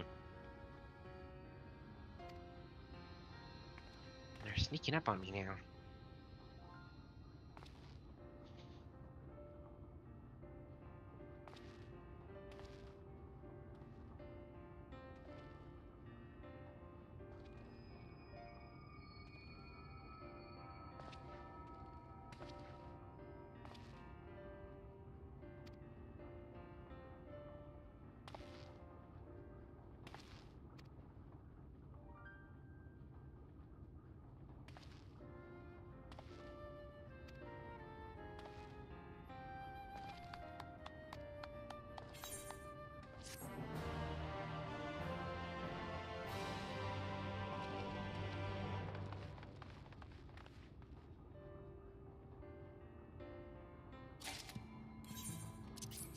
And off they go into the sunset.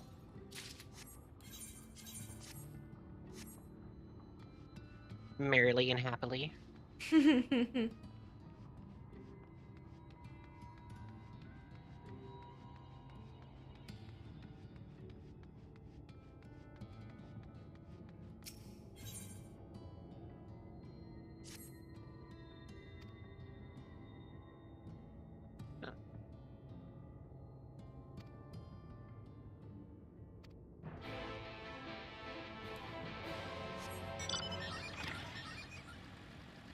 And yet.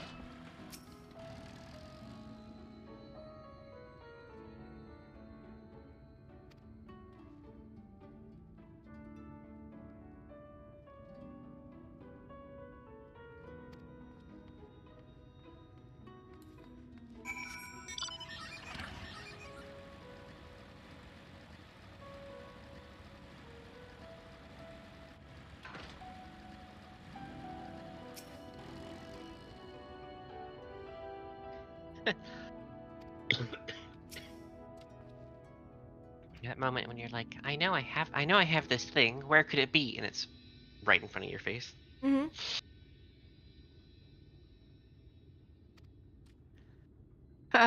It's fine. I found it.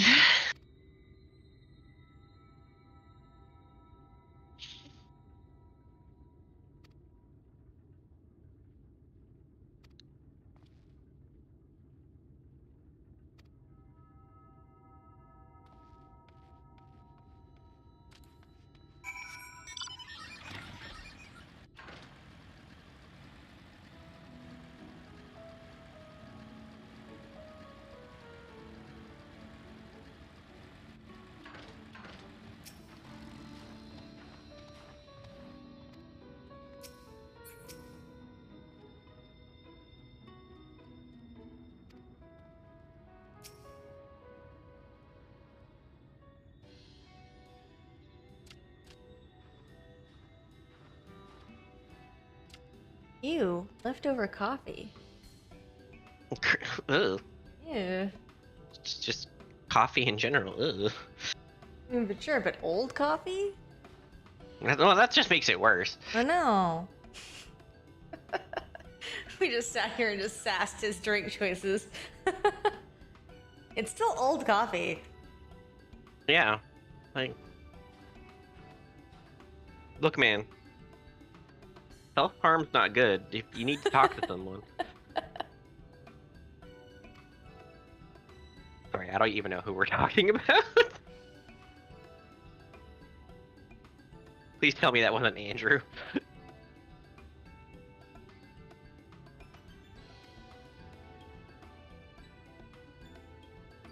No, you're just gonna leave me hanging? Okay. It's a lot funnier to just let you hang. God damn it, where's the stream? Yeah, no, old coffee not good. Oh, it was Andrew. God. Still, man, treat yourself better. You deserve fresh coffee.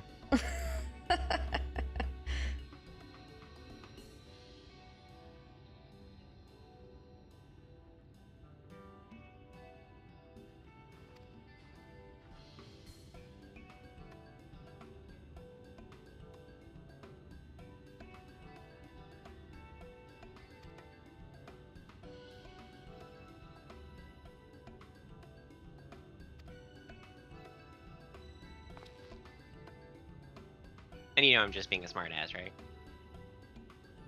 Like, at this point, if you don't know...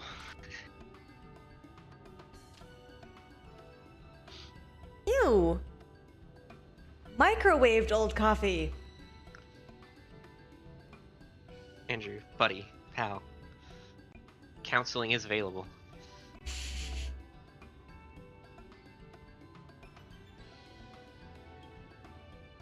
You don't need to treat yourself that way.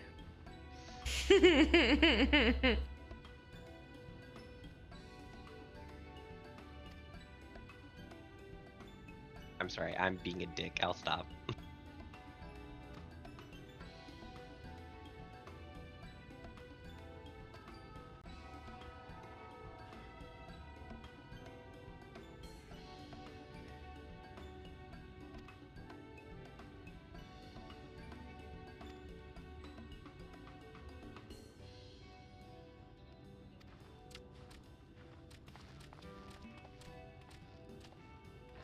It is all in good fun. I appreciate your understanding in this matter.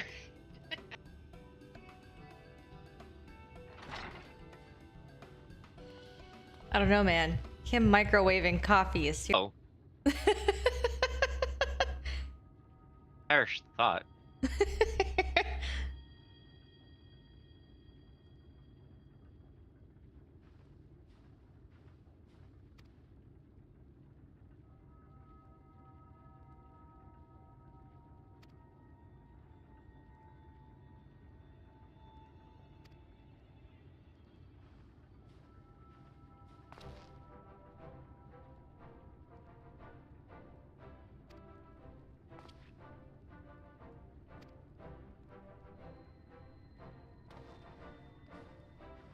I know the last one. The last one's what my mom drinks. Van Houten, I think. I don't know how to pronounce that.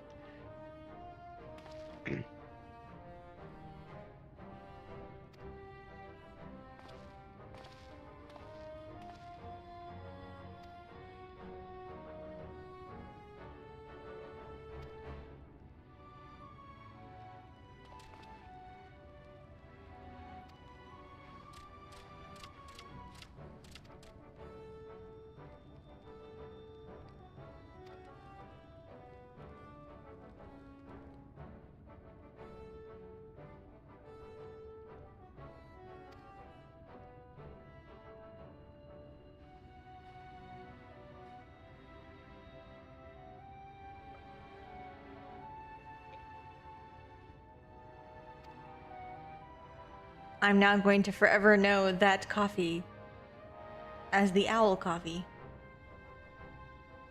Yeah.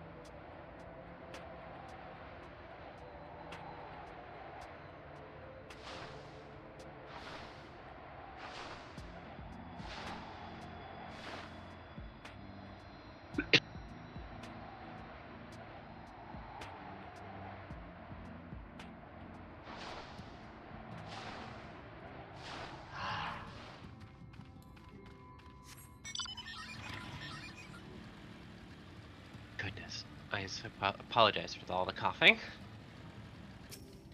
It's fine. Not really. I have liked very few kinds of coffee. And No, usually it has to be in an actual cafe. We drink a proper drink in this household. Hun, coffee is older than our drink.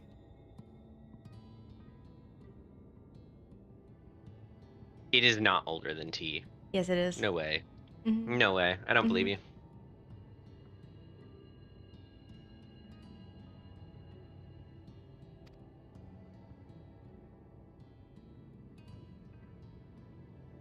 I must look this up. Tea is significantly older than coffee. I don't think so. The conception of tea was first recorded in China in 2700 BC, whereas the first evidence of coffee is 900 AD in Ethiopia. There's a 3,000 year difference. What?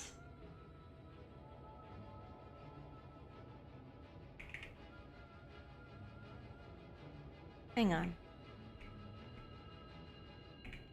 I've heard it was earlier though. That's all my hold up.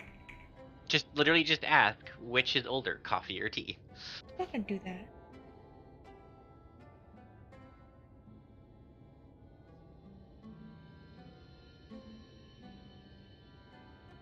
I'm going by what this is telling me. So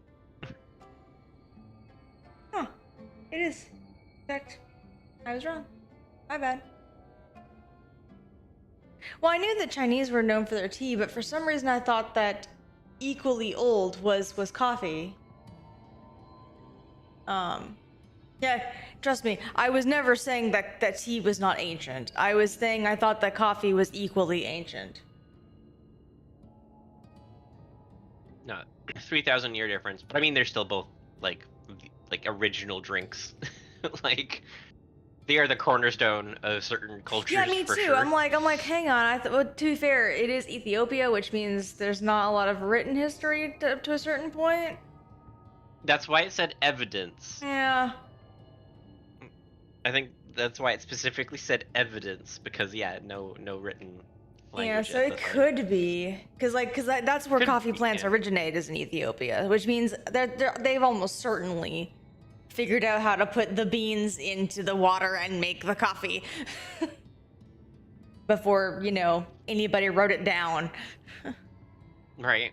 But yeah, no, I thought for sure they were equally as old, not 1,000-year difference. Or 3,000-year difference. 3,000 year Oh, difference. sorry, 3,000. Said the wrong thing. And now we've all learned something. Coffee is not worth it.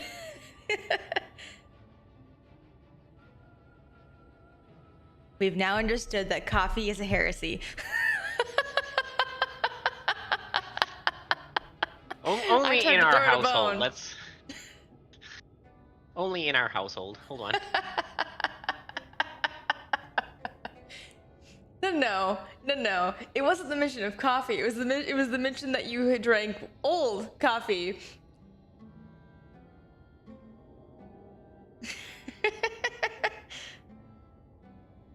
That was the tipping point. Was the old coffee. Yeah, like you drinking coffee's fine.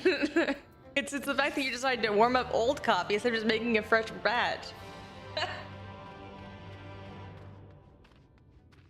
It's more of we're concerned about how you're treating yourself, Andrew. I know, Rain. He warmed up old coffee, still from He today, but microwaved like it. probably hours ago. He warmed it up and then put the stuff in it to mask how bad it would be.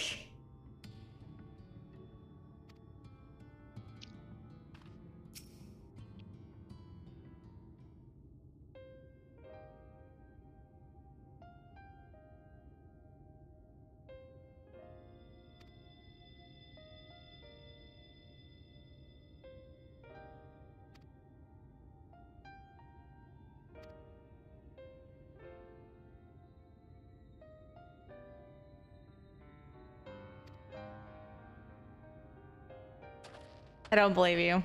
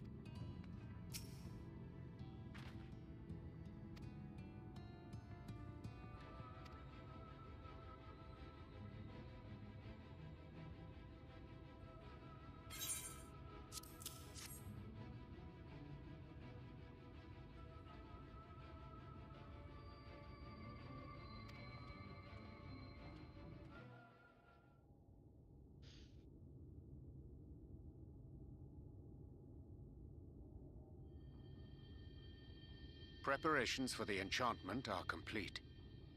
When the heart hath been suffused with a sufficient quantity of ether, the golem should be restored to life.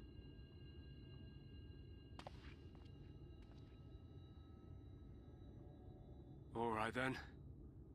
Whenever you're ready.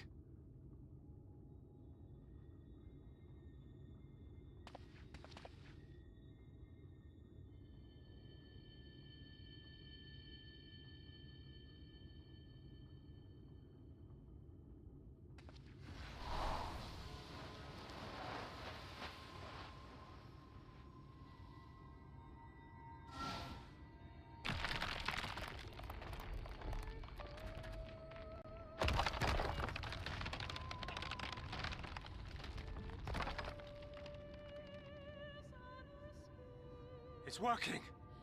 It's working!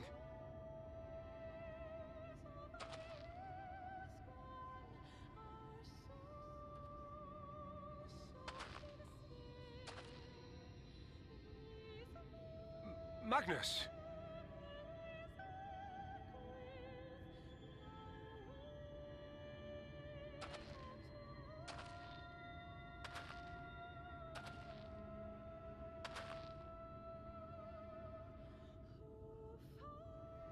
You left me for this? This wretched heap of stone and rubble?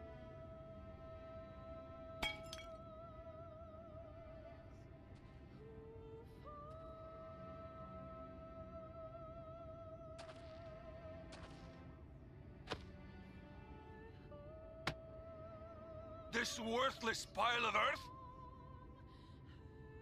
And yet, I can't. I can't.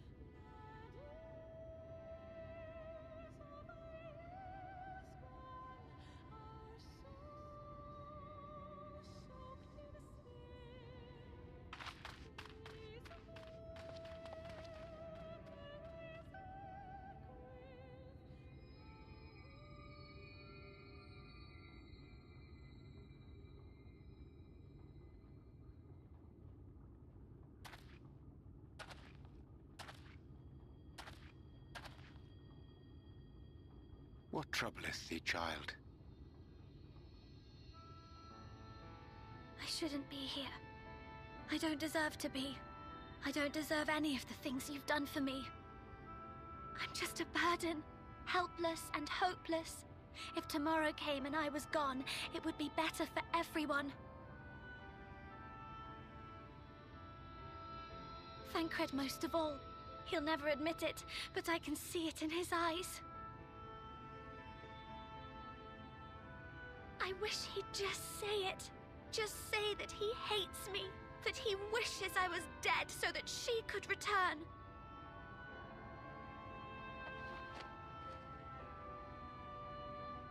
None of this is thy doing, child.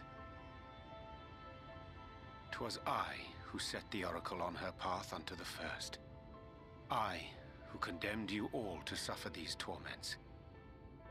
'Tis my sin alone, and one that will haunt me unto my dying day.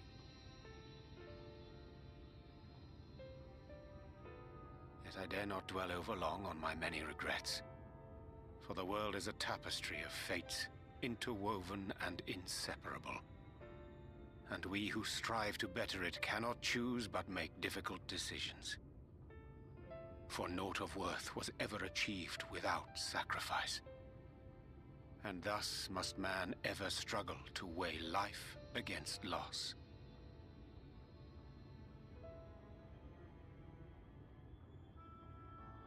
The one for whom thou mournest beareth no grudge. Were she here, she would not suffer thee to languish in sorrow. She would tell thee to seek thine own path, thine own purpose. It is a truth which I myself was slow to learn. Yet a truth it remaineth. Thou needst but have faith, and all will be well.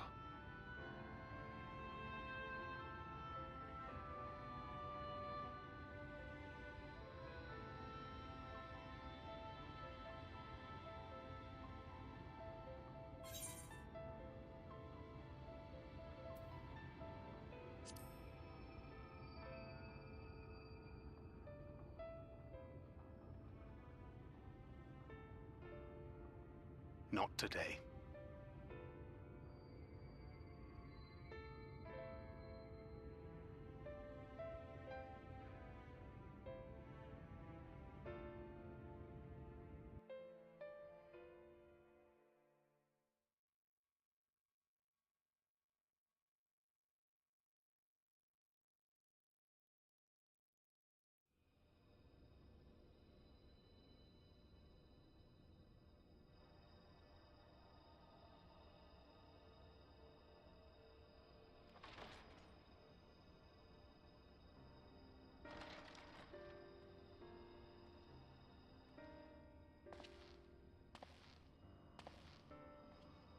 To what do I owe the pleasure that is your extended stay? Oh, to the tediousness of our hero's present endeavors. That and the insufferable abundance of light in Armorang. I should be glad to keep my distance. Oh, I'm rather fond of sleep, you know. It's a wonderful way to pass the time. Not that my compeers would agree, mind you. Always on the move, the lot of them. Like La Hebrea, constantly jumping from vessel to vessel. Such fire, such determination. So much passion, fleeting and forgotten.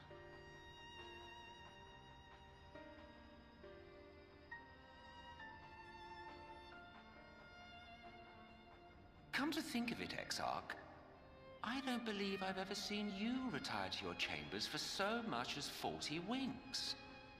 However do you keep your eyes from closing?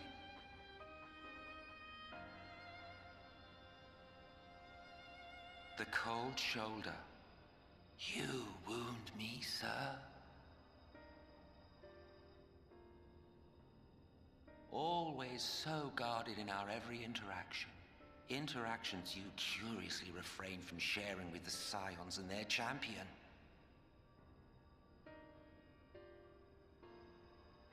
And risk souring your budding relationship?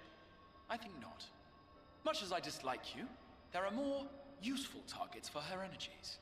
And I am not in the habit of pointing her at my enemies like a weapon. Is that right? Fond of her, are you? You continue to fascinate me, Exarch. But tell me, who are you?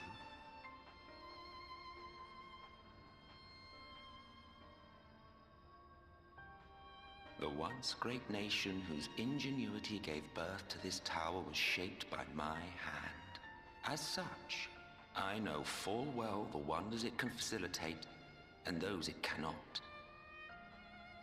There is nothing in these walls which could have aided you in summoning our dear friend across time and space.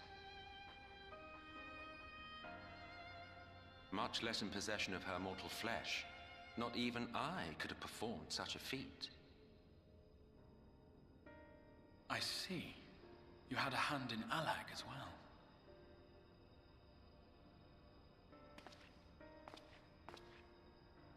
You would know what I am? I am the adjudicator of the sacred history with which you dared trifle. I am keeper of this tower's boundless wisdom. The wisdom of ages without age, of everywhere and nowhere. The great work of those who tamed the wings of time and grasped the nature of the rift. 'Tis a boon born of the sacrifice of brave heroes who gave their lives for a brighter future. I will not see their hopes and dreams squandered. The history which led us here will be unwritten. I promise you that.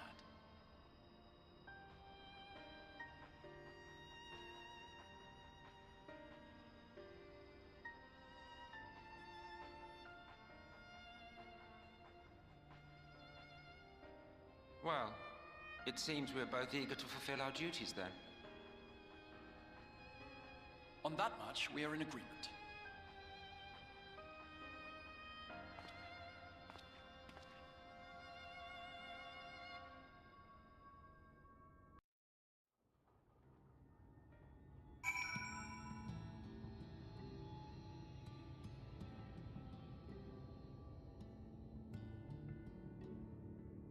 Hey, Fly. I like that you came in as we had an Urianger scene.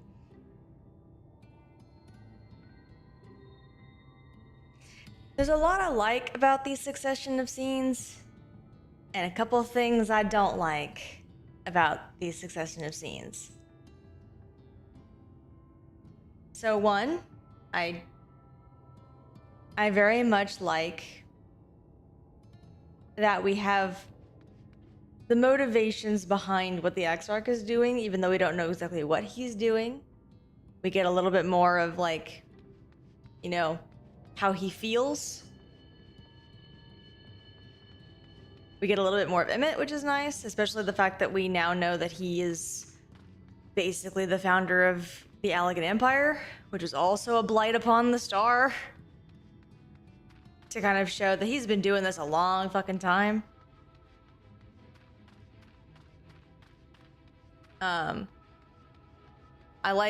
I love the moment with Urianger and Menphilia. That's a very well-crafted sequence of actions. It's wonderful. And Urianger's amazing. We love him. He's our boy. Couple of things, though. And this is kind of a, I guess, a nitpick. Like, I wouldn't say it's like a huge deal. So let's go talk to these three.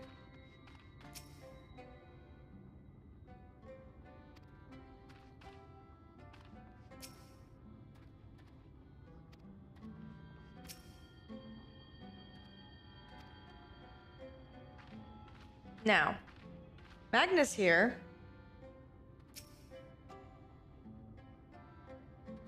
was literally just having a breakdown that his wife chose the Talus over, you know, possibly not going into an unsafe place. And he was ready to tear down that Talus stone by stone. And now he's fine. Magnus was an alcoholic. Actually had alcoholism, which is a real thing. And now he's fine. And that's not okay. As someone who knows exactly how alcoholism works, I have been around people with alcoholism. I have been around people who have lost people in this fashion. I have been one of the people who has lost people in this fashion. A tragic death, an accident. You don't just give it up after one scene. In fact, his scene was cut short in favor of Menphilia's arc and then the Exarch's motivations. That's not okay to do to this character. This entire arc has been about Magnus. And they fucked him over. And I'm not okay with that. I think we should have had a couple more cutscenes. Maybe not more quests, but more cutscenes for him to kind of have the space he needs to really at least get over the grief of, you know, his wife is dead because of this machine. At least that. The alcoholism, I don't think they have enough space. Like, he would need to be a main character to handle the alcoholism. Because to fix, quote, quote, to manage alcoholism takes years. Literally years, if not decades. It's a struggle. It's a very hard struggle. And most people fail it.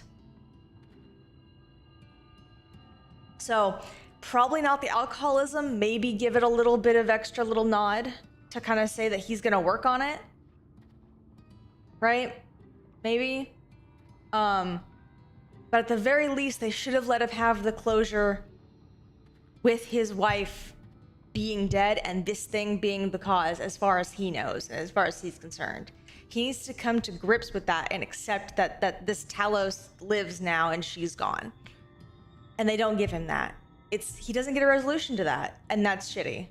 I don't agree with that. if you would like to get rid of ads, there's a subscribe button.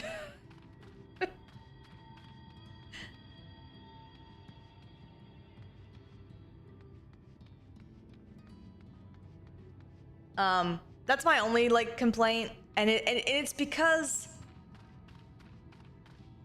I know the struggles. No, not really. There's gonna be more with him. Like now that he's magically gotten over it, he's gonna be in scenes in which he helps actually operate the Talus, but there'll be no more of his personal arc and his personal struggles.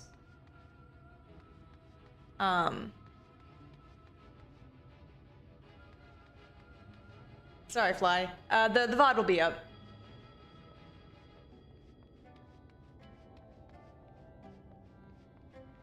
So, that's my thing. That, as someone who knows what it's like to witness someone in his shoes, and I've never been an alcoholic. I don't drink alcohol. It's not my favorite. I don't like the taste. But both my mother and my great uncle were.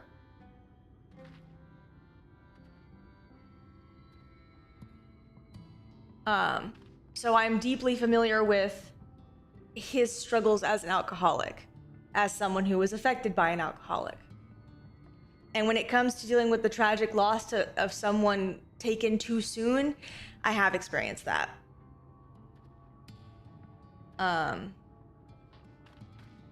So because these things exist in real life and I personally have experienced them, to do this to him feels especially jarring to me specifically.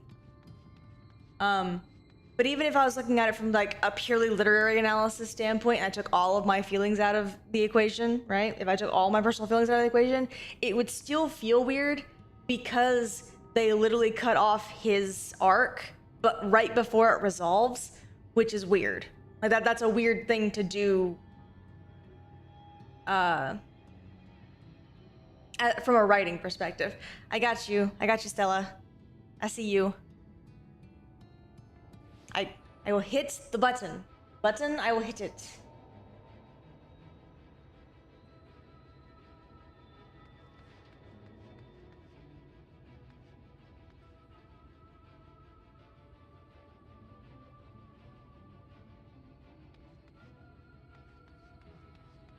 Anyway, off we go.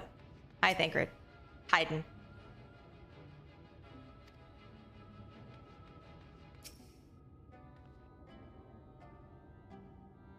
You're not fine, but it's okay.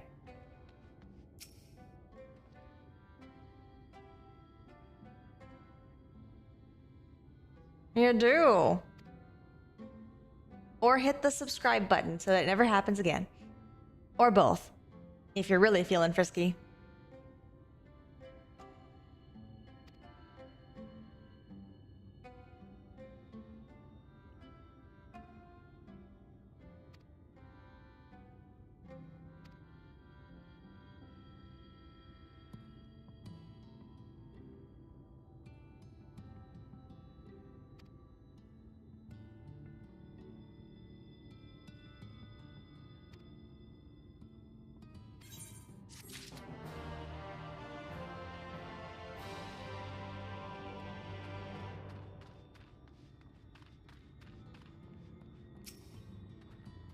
Okay, yeah, they're doing the same thing.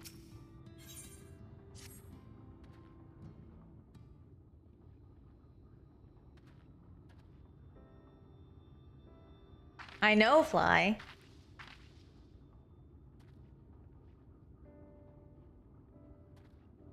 See, and now he's fine. He's like, oh, I wish my wife was here to see it.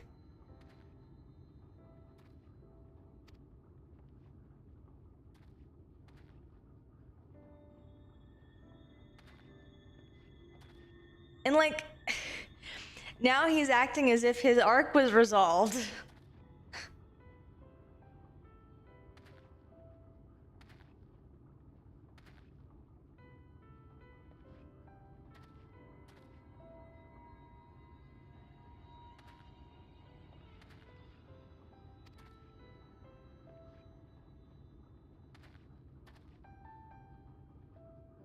And now he's gonna take care of it. Like, what happened to blaming it for your wife's death?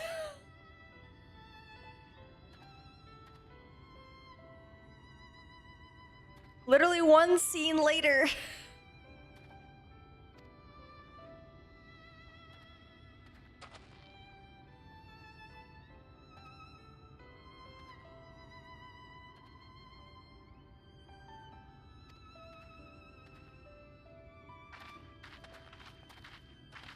The FOMO is real with Fly right now.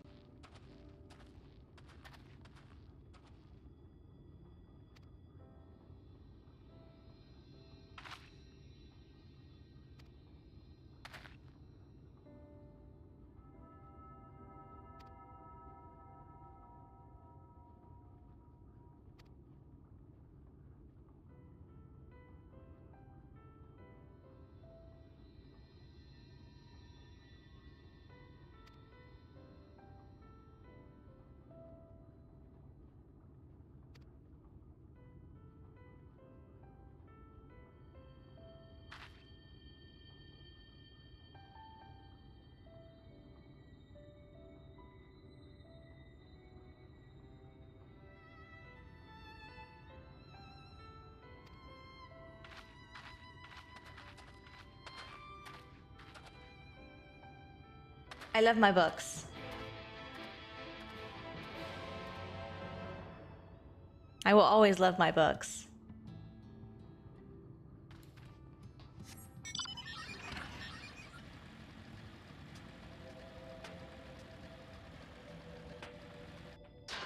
Oh, I actually fell off this time.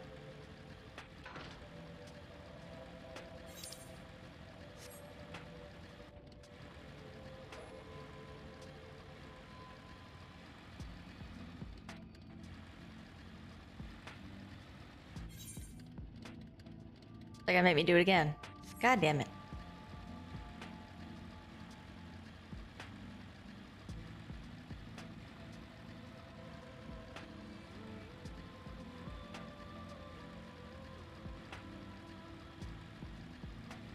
No.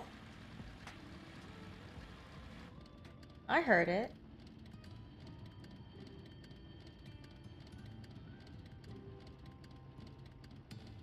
Hang on.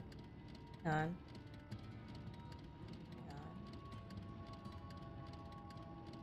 I must fix this immediately.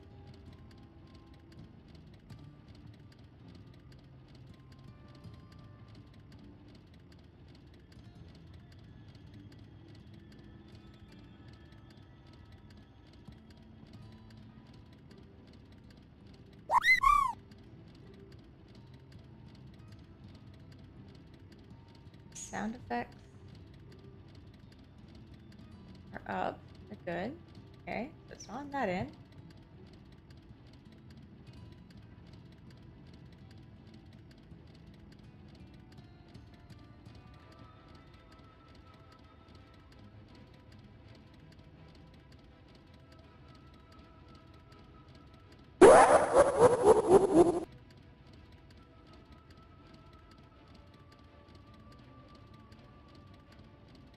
Better? There we go.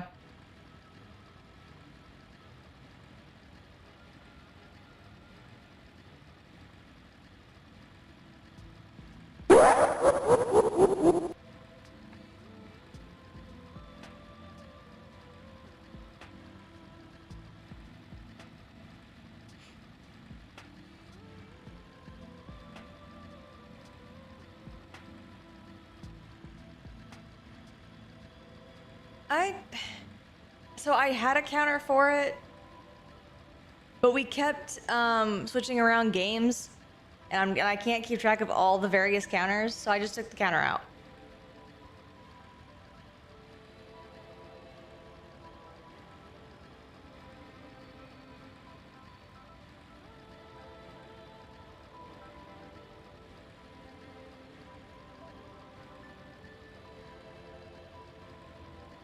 What you see, there's a VOD and a subscribe button, or both if you're feeling feisty. I've never soft promoted so hard in my life.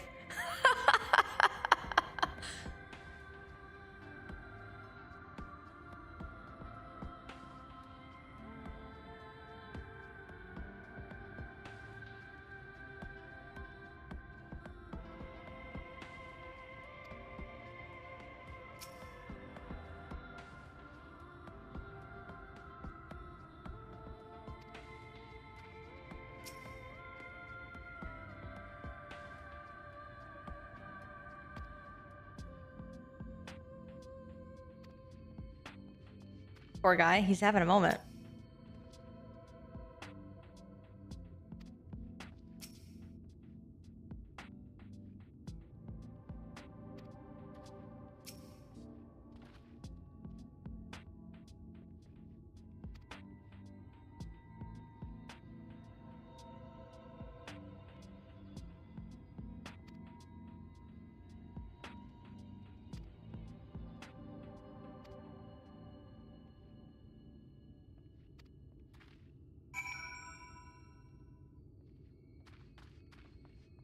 Oh no.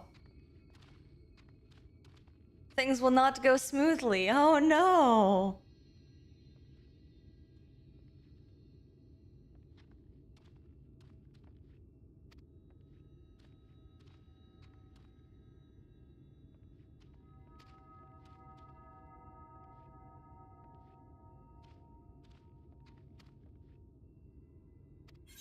Absolutely ready to board. Let's go.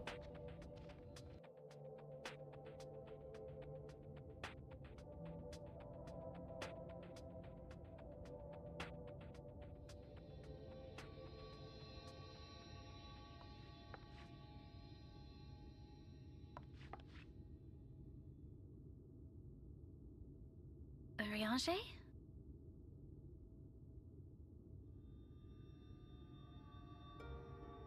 Thou must needs carry on without me.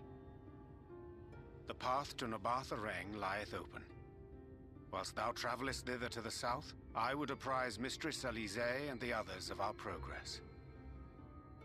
As circumstances permit, I will thereafter rejoin the hunt for the remaining Light Wardens.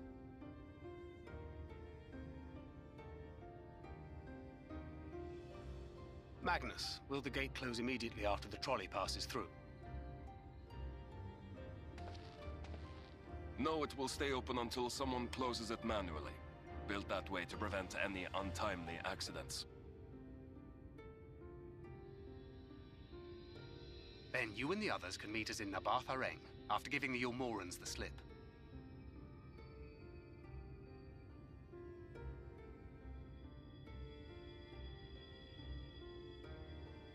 Urianger.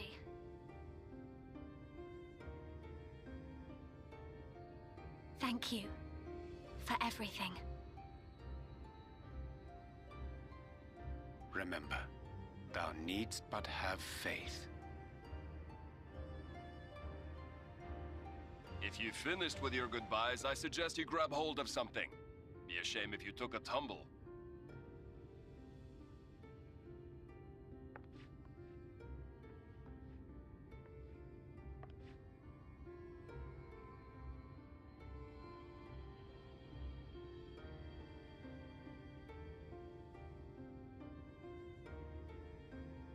The tracks beyond the gate aren't in the best of shape, so the trolley can only go as far as Malik.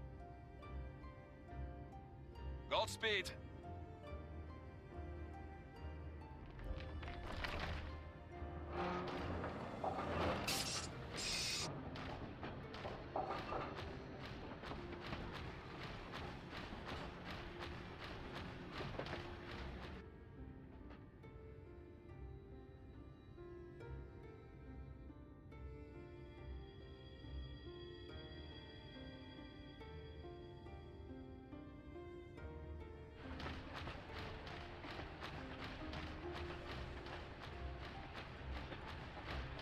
Ah, that must be the gate.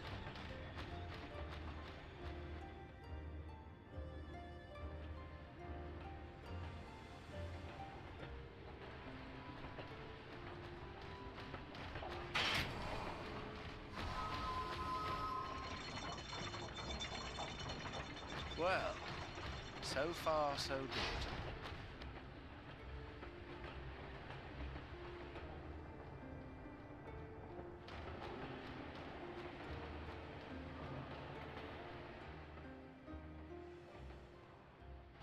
Wait, is that Ranjit?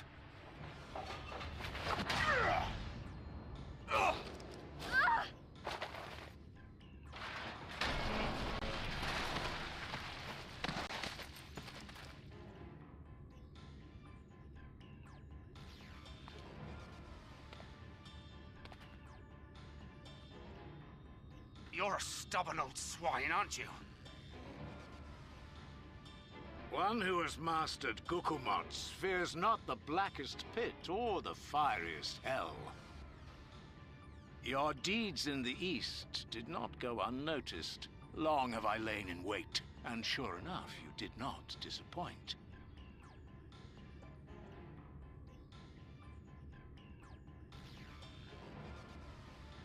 Had you only sworn fealty to Lord Vorthry, you'd have no cause to skulk about like frightened animals.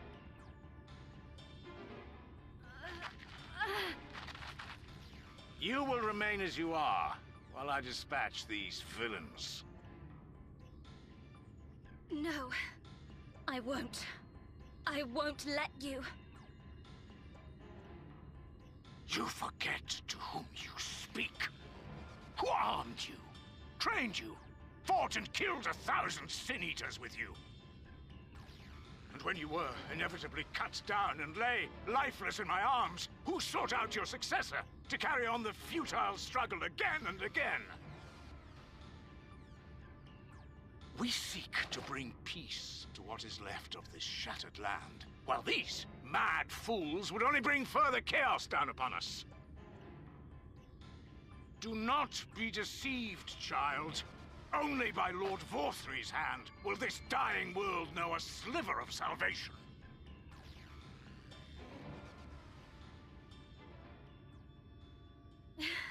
I don't know about the world, but I never asked to be saved. However much it hurts, and however hard it gets, it's my life, and I want to live it on my own terms!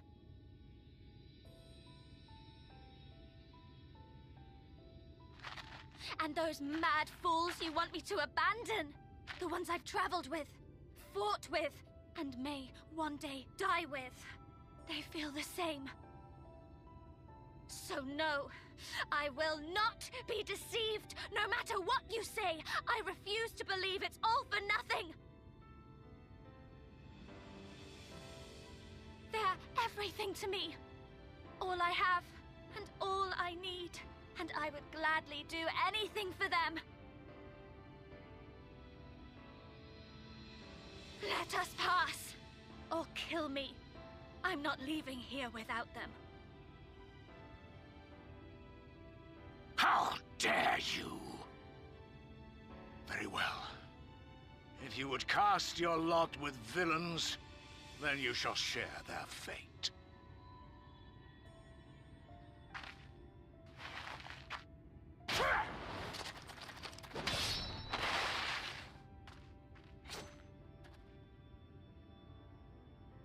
I heard what you said, and I'm sorry for all the things I've left unspoken.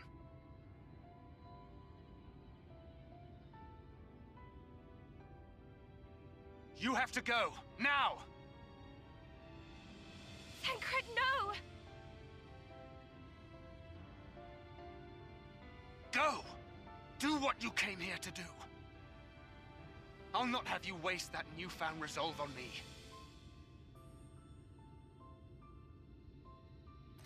I leave her in your hands. Hurry!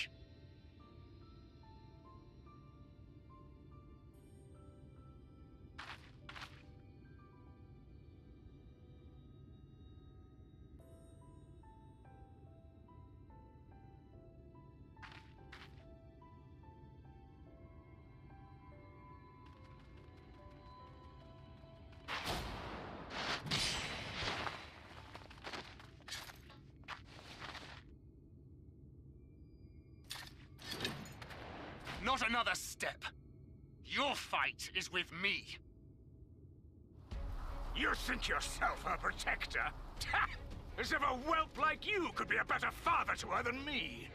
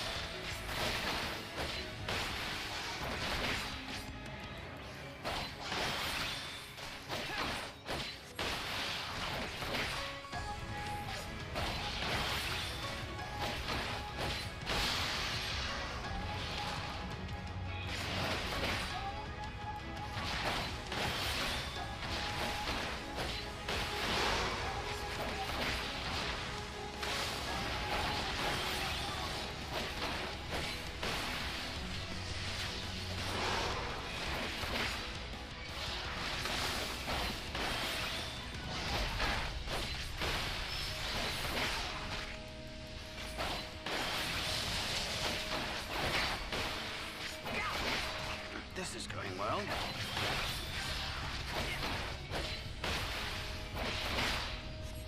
Vanity!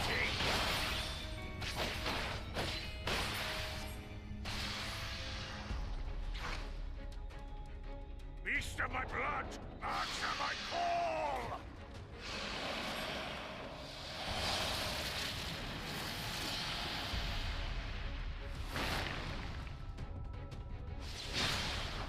Rend my foes and ward their blows!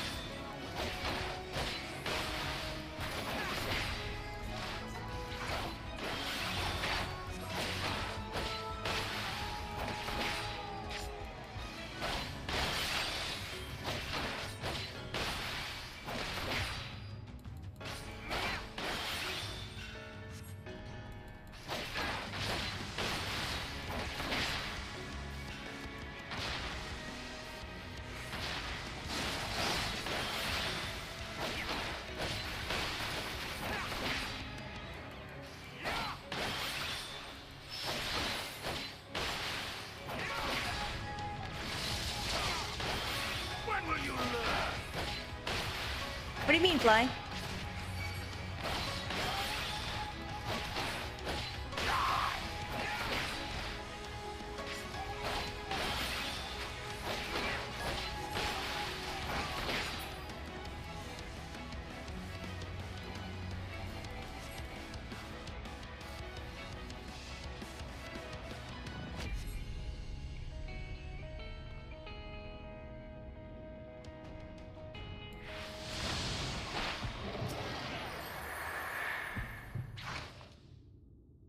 Not good.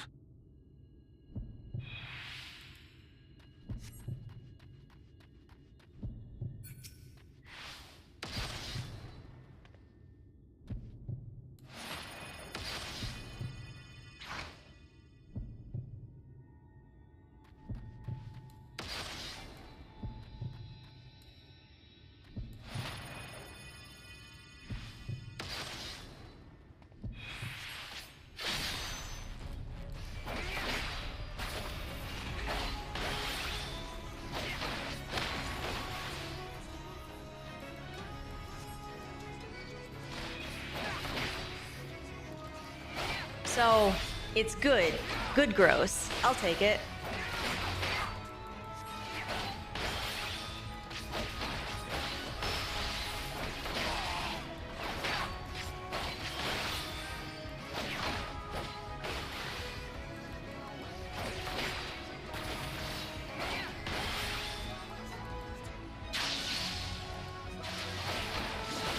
Oh, I should have ran out of that. Oh well.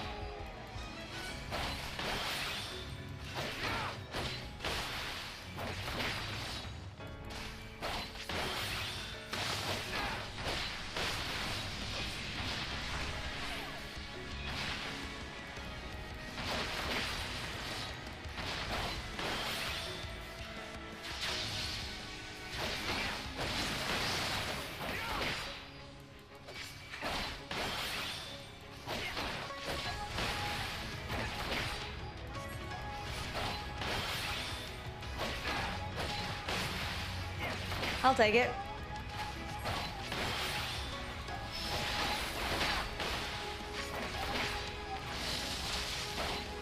And you presume to be her protector? Pathetic.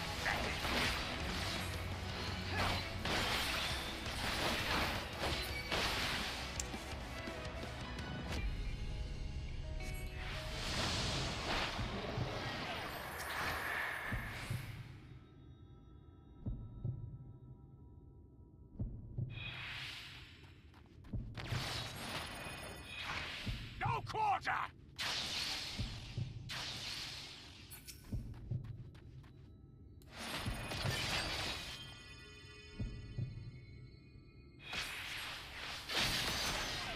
Worth it.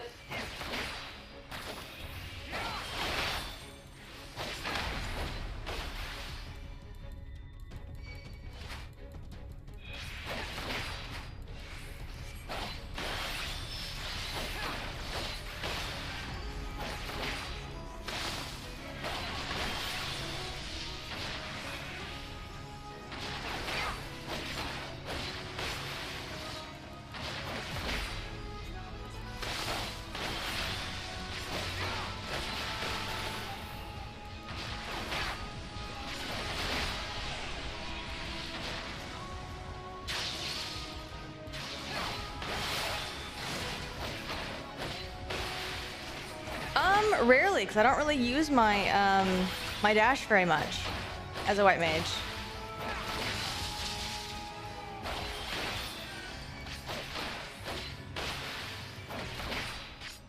I haven't really felt the need to.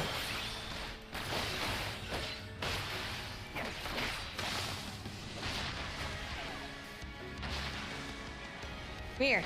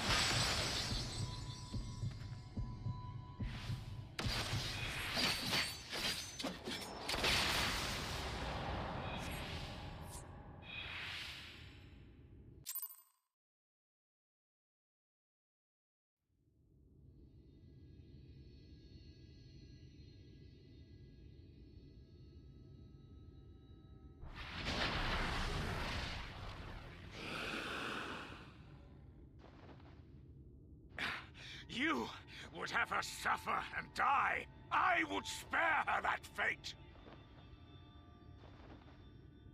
That is not for you or anyone else to decide, ever again.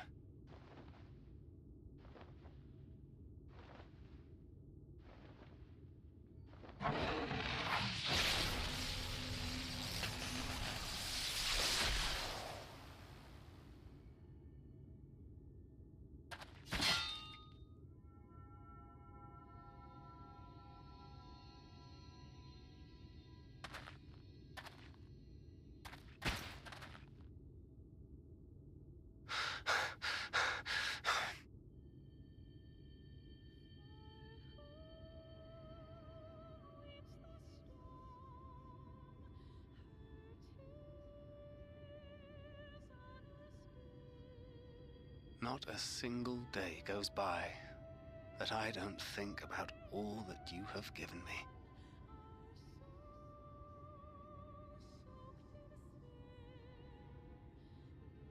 Countless memories and moments I took for granted. Gods, you grew up so fast.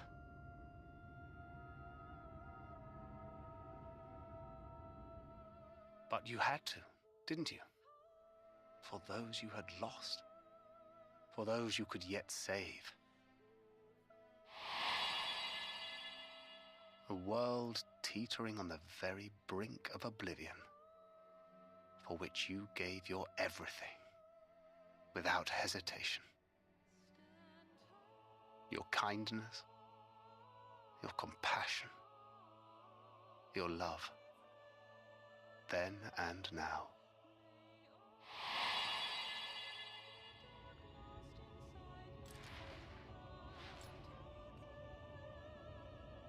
One last time, with a little help. I'm so proud to have been a part of your life.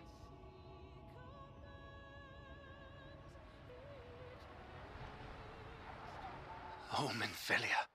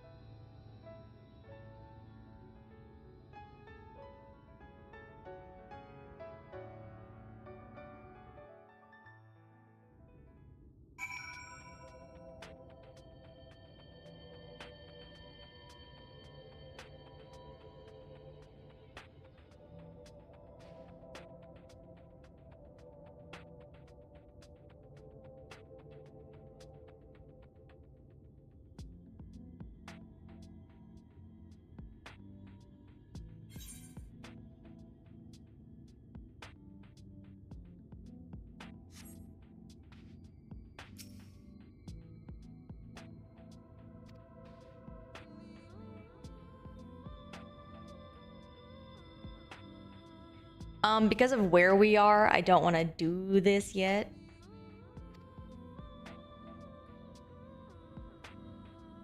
I want to let it resolve a little bit.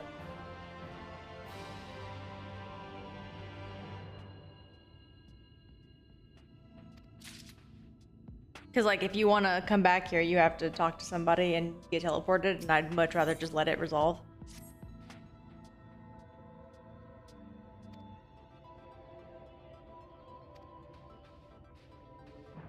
Yeah. And normally I would absolutely end it after that moment, but just because of where I am placed in the world, it'd be difficult to get back here.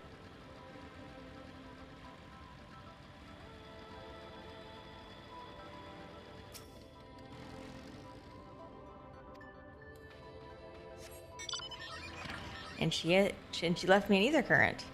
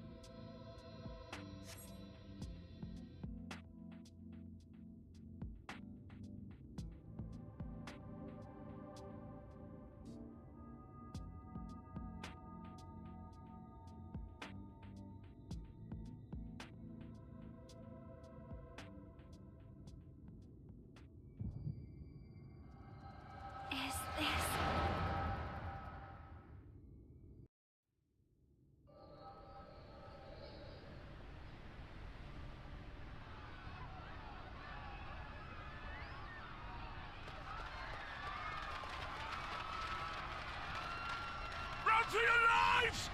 It's the flood! The flood! Ah! The end is nigh! Look! There's somebody up there! On top of the palace!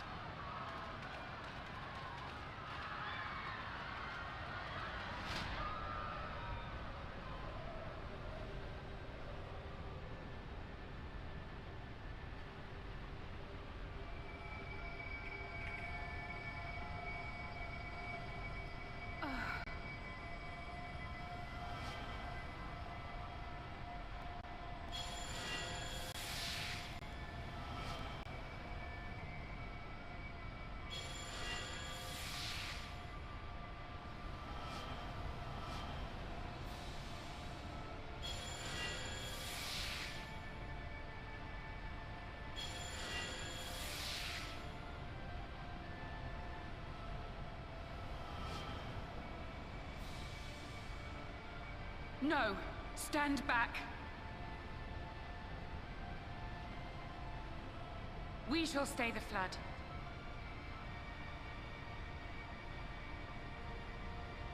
But this is what I want! It's my sacrifice to make!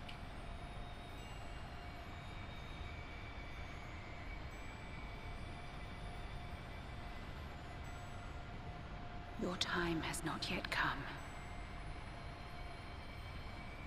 When all hangs in the balance, you must give them hope.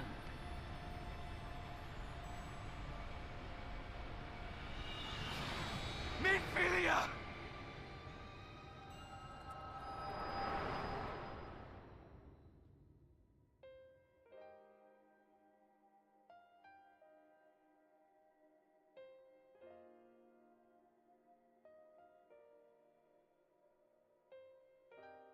This place.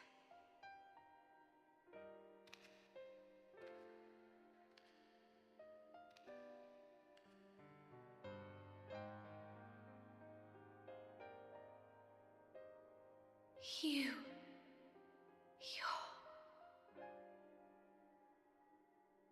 Ours is a meeting long overdue. Full glad am I that we may finally speak.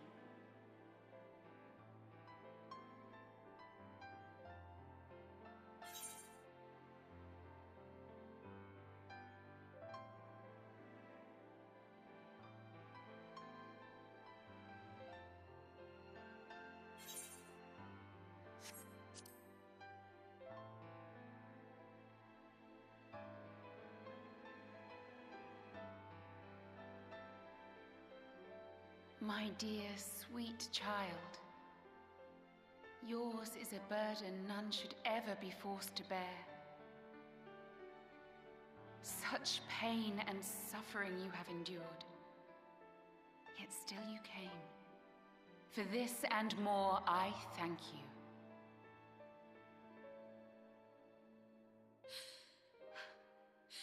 I've lost count of the times I've almost given up.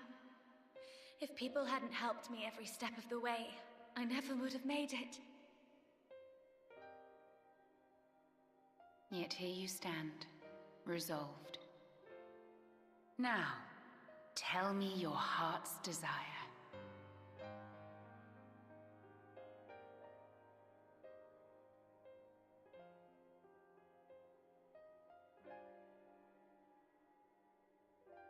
To defeat the Sin Eaters, and bring this world back from the brink. The remaining Wardens have hidden themselves from us. But with the power of the Oracle, I thought we might be able to find them. Indeed you could. Their radiance would be unmistakable.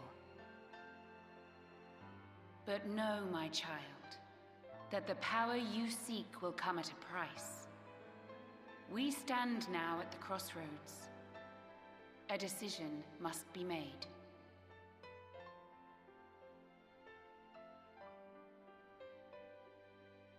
'Tis only natural to be afraid, to hesitate. But for your many trials, you have grown stronger and wiser. And with the love and support of those you hold dear, You have grown to love yourself. Has she? Has she really?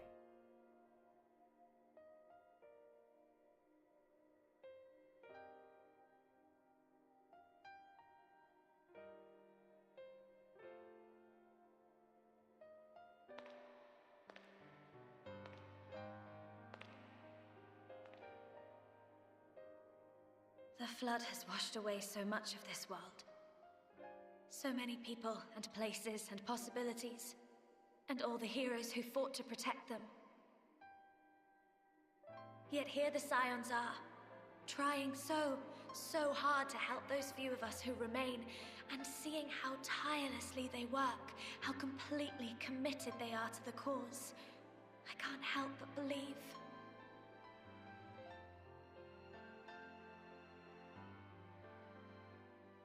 But I want to do more than just watch and cheer. I want to make a difference. I want to help them like they helped me, and maybe even inspire others to do the same. Coming together, providing for one another. That's the only way forward I can see. Since all of our heroes are gone, we'll just have to make heroes of ourselves.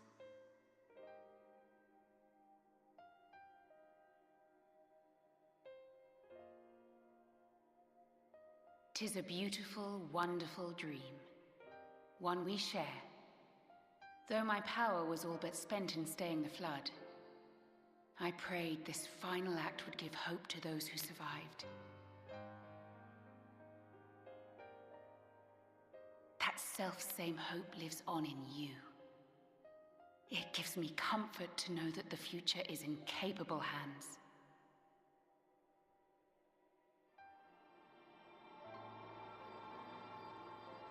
If ever you should falter, remember this. No one, however powerful, is immune to the whisperings of doubt and despair. Do not give in to them, but do not deny them either. Look instead to the light within, that you may continue to serve as a beacon to others. Thank you, Minfilia, for believing in us, for believing in me.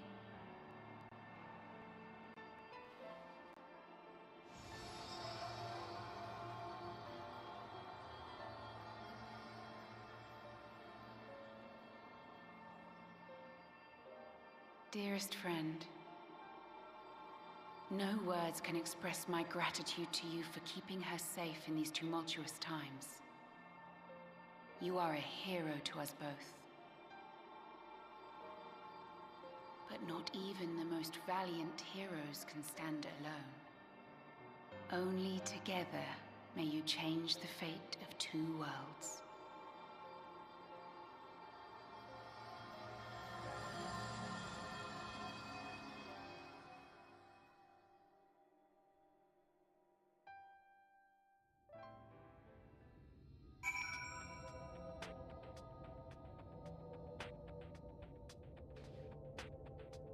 They did an awful lot of telling in that scene.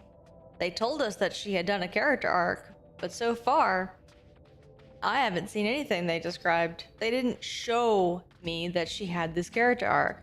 They just told me she did. And that's not good. That's not good writing.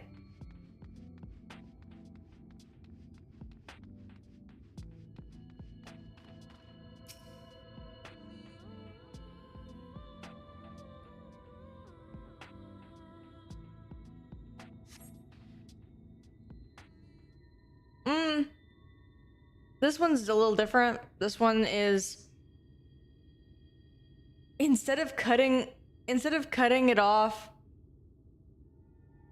at the resolution of her arc, they just kind of skipped over. Like she's like in the middle of her arc, and they're like, "Oh no, she's done now.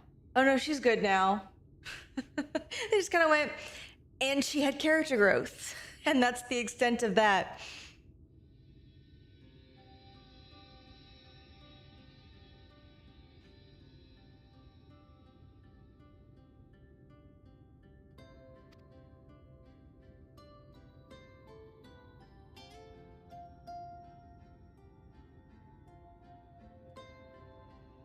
Yes. Wow.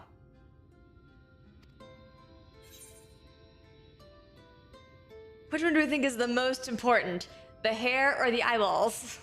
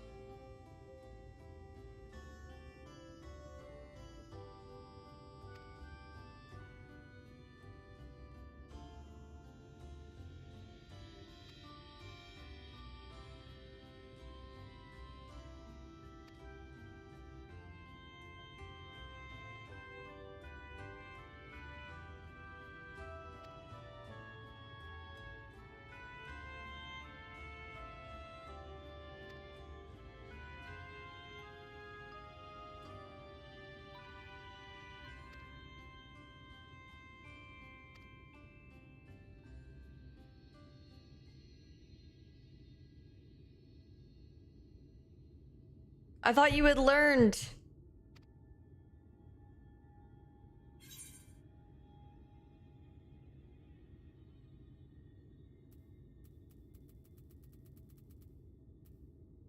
I did the second one, but I'm not sure.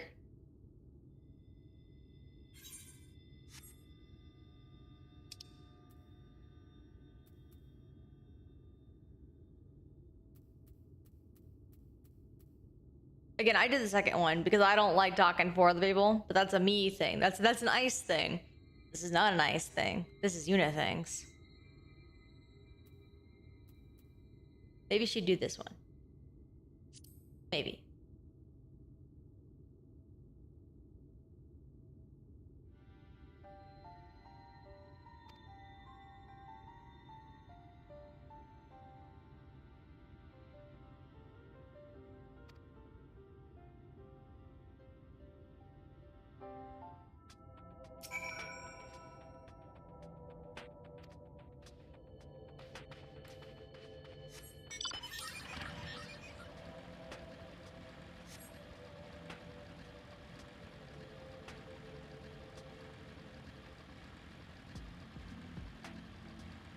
Yeah, I'm not sure.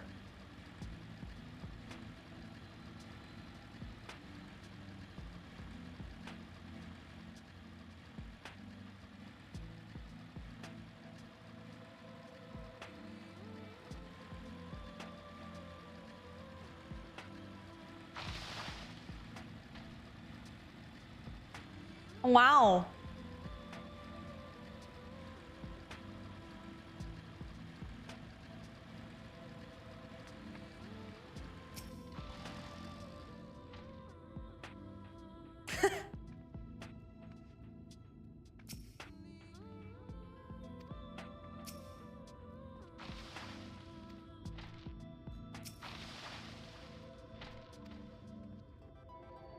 Hey, Thancred. Did Stola kick your ass for getting your ass kicked?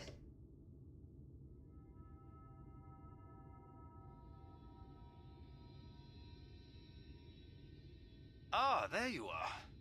We were worried. Really? She wasn't the one that nearly got herself killed. It's a good thing Urianger called on us when he did. You were at death's door when we found you.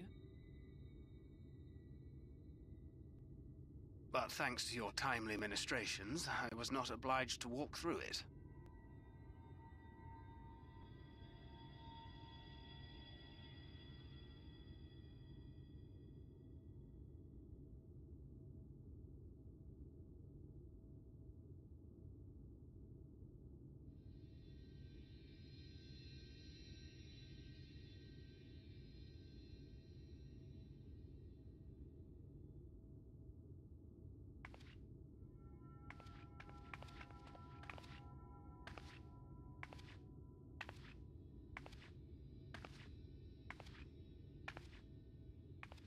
Minfilia?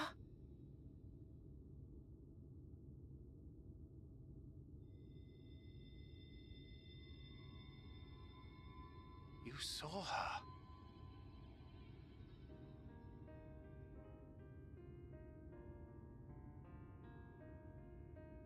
I know I haven't exactly been pulling my weight up till now, but that's all going to change, starting today.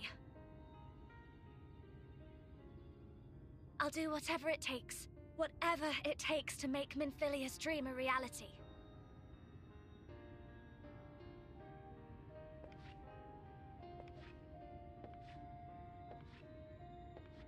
I can track the Light Wardens now, maybe even help you fight them.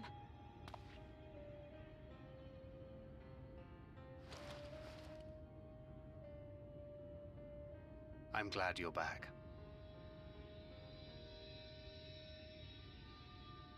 You don't have to say that, you know.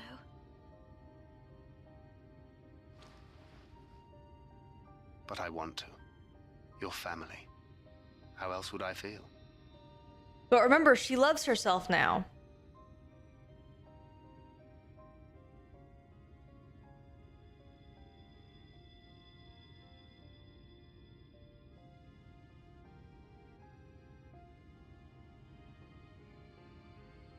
She will need a name. A name?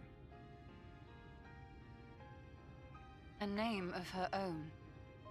I would not have her walk in the shadow of another any longer. And I think it a fitting tribute to our departed friend, too. At the mention of Minfilia, I would remember the woman who preserved our fellowship when all seemed lost.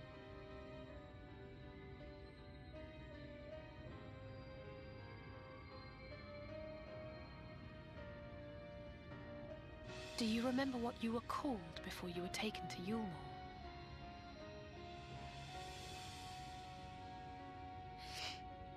I'm sorry, I don't.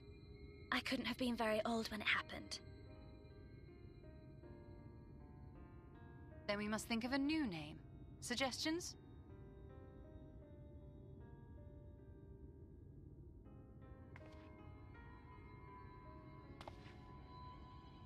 Yeah, come on, Dad. If the lady herself has no preference, I think the honor should rightly fall to Thancred. After all they have been through together, he's practically a father to her. Well spotted. I'm so glad you're here to explain these things. Nah, they all put it on Thancred. And what Put him on the exactly is that spot. supposed to mean? Oh, nothing.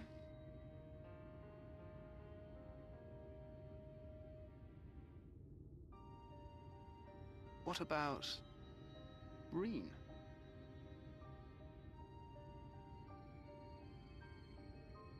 Ah, blessing in Fae.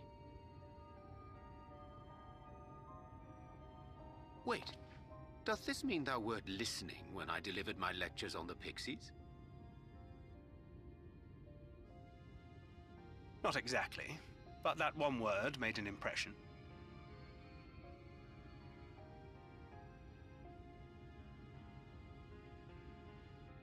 Of course, if it's not to your liking, I can think of something else.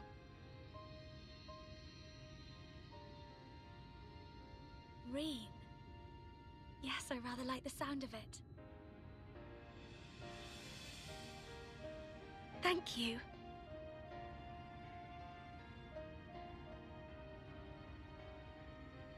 That settles it then. Welcome aboard, Reen. I won't let you down.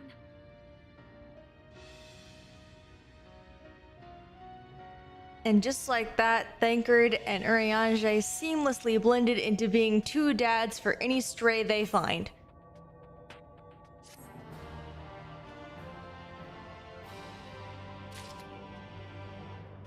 I am not even kidding. Oh my god, I still can't leave.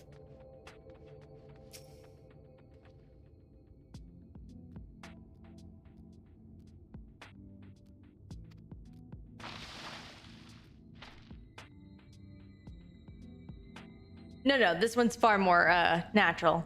And I do like that they become two dads to any stray they find.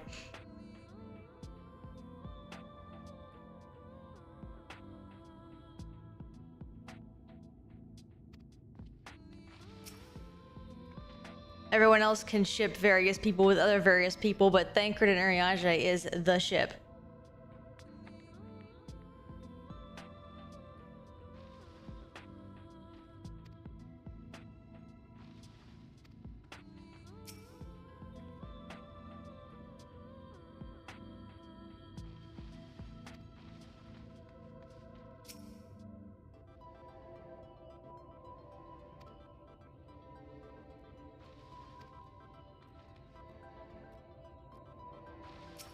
Apologies. I'm trying very hard.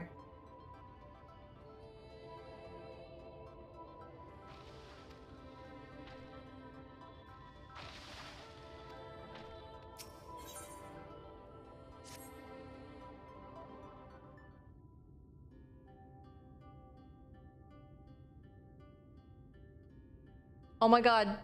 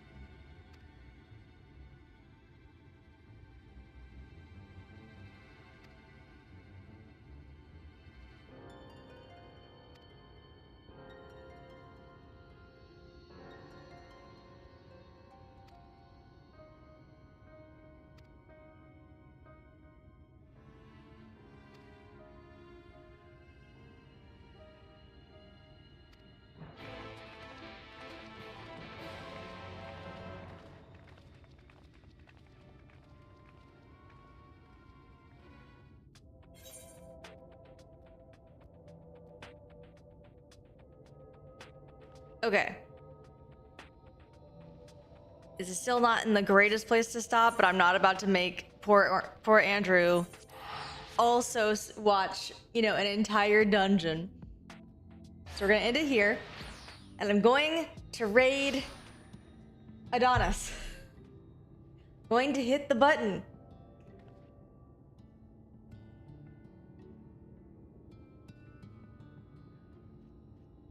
Has taken all of my being to remember the one thing I was supposed to remember. He's done? No!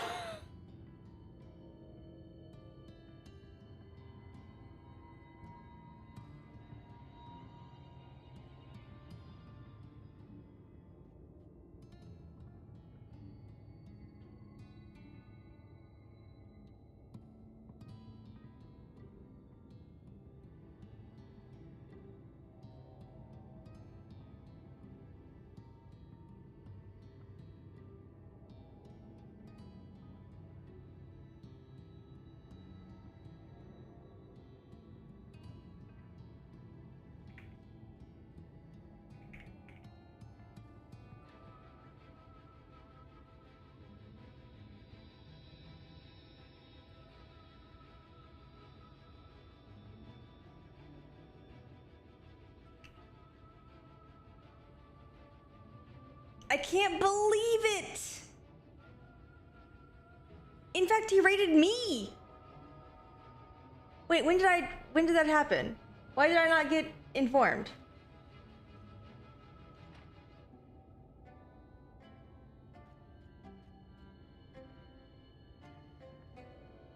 I don't think so. No, it didn't. Yeah, no, me neither. Damn it! I was gonna do a nice thing.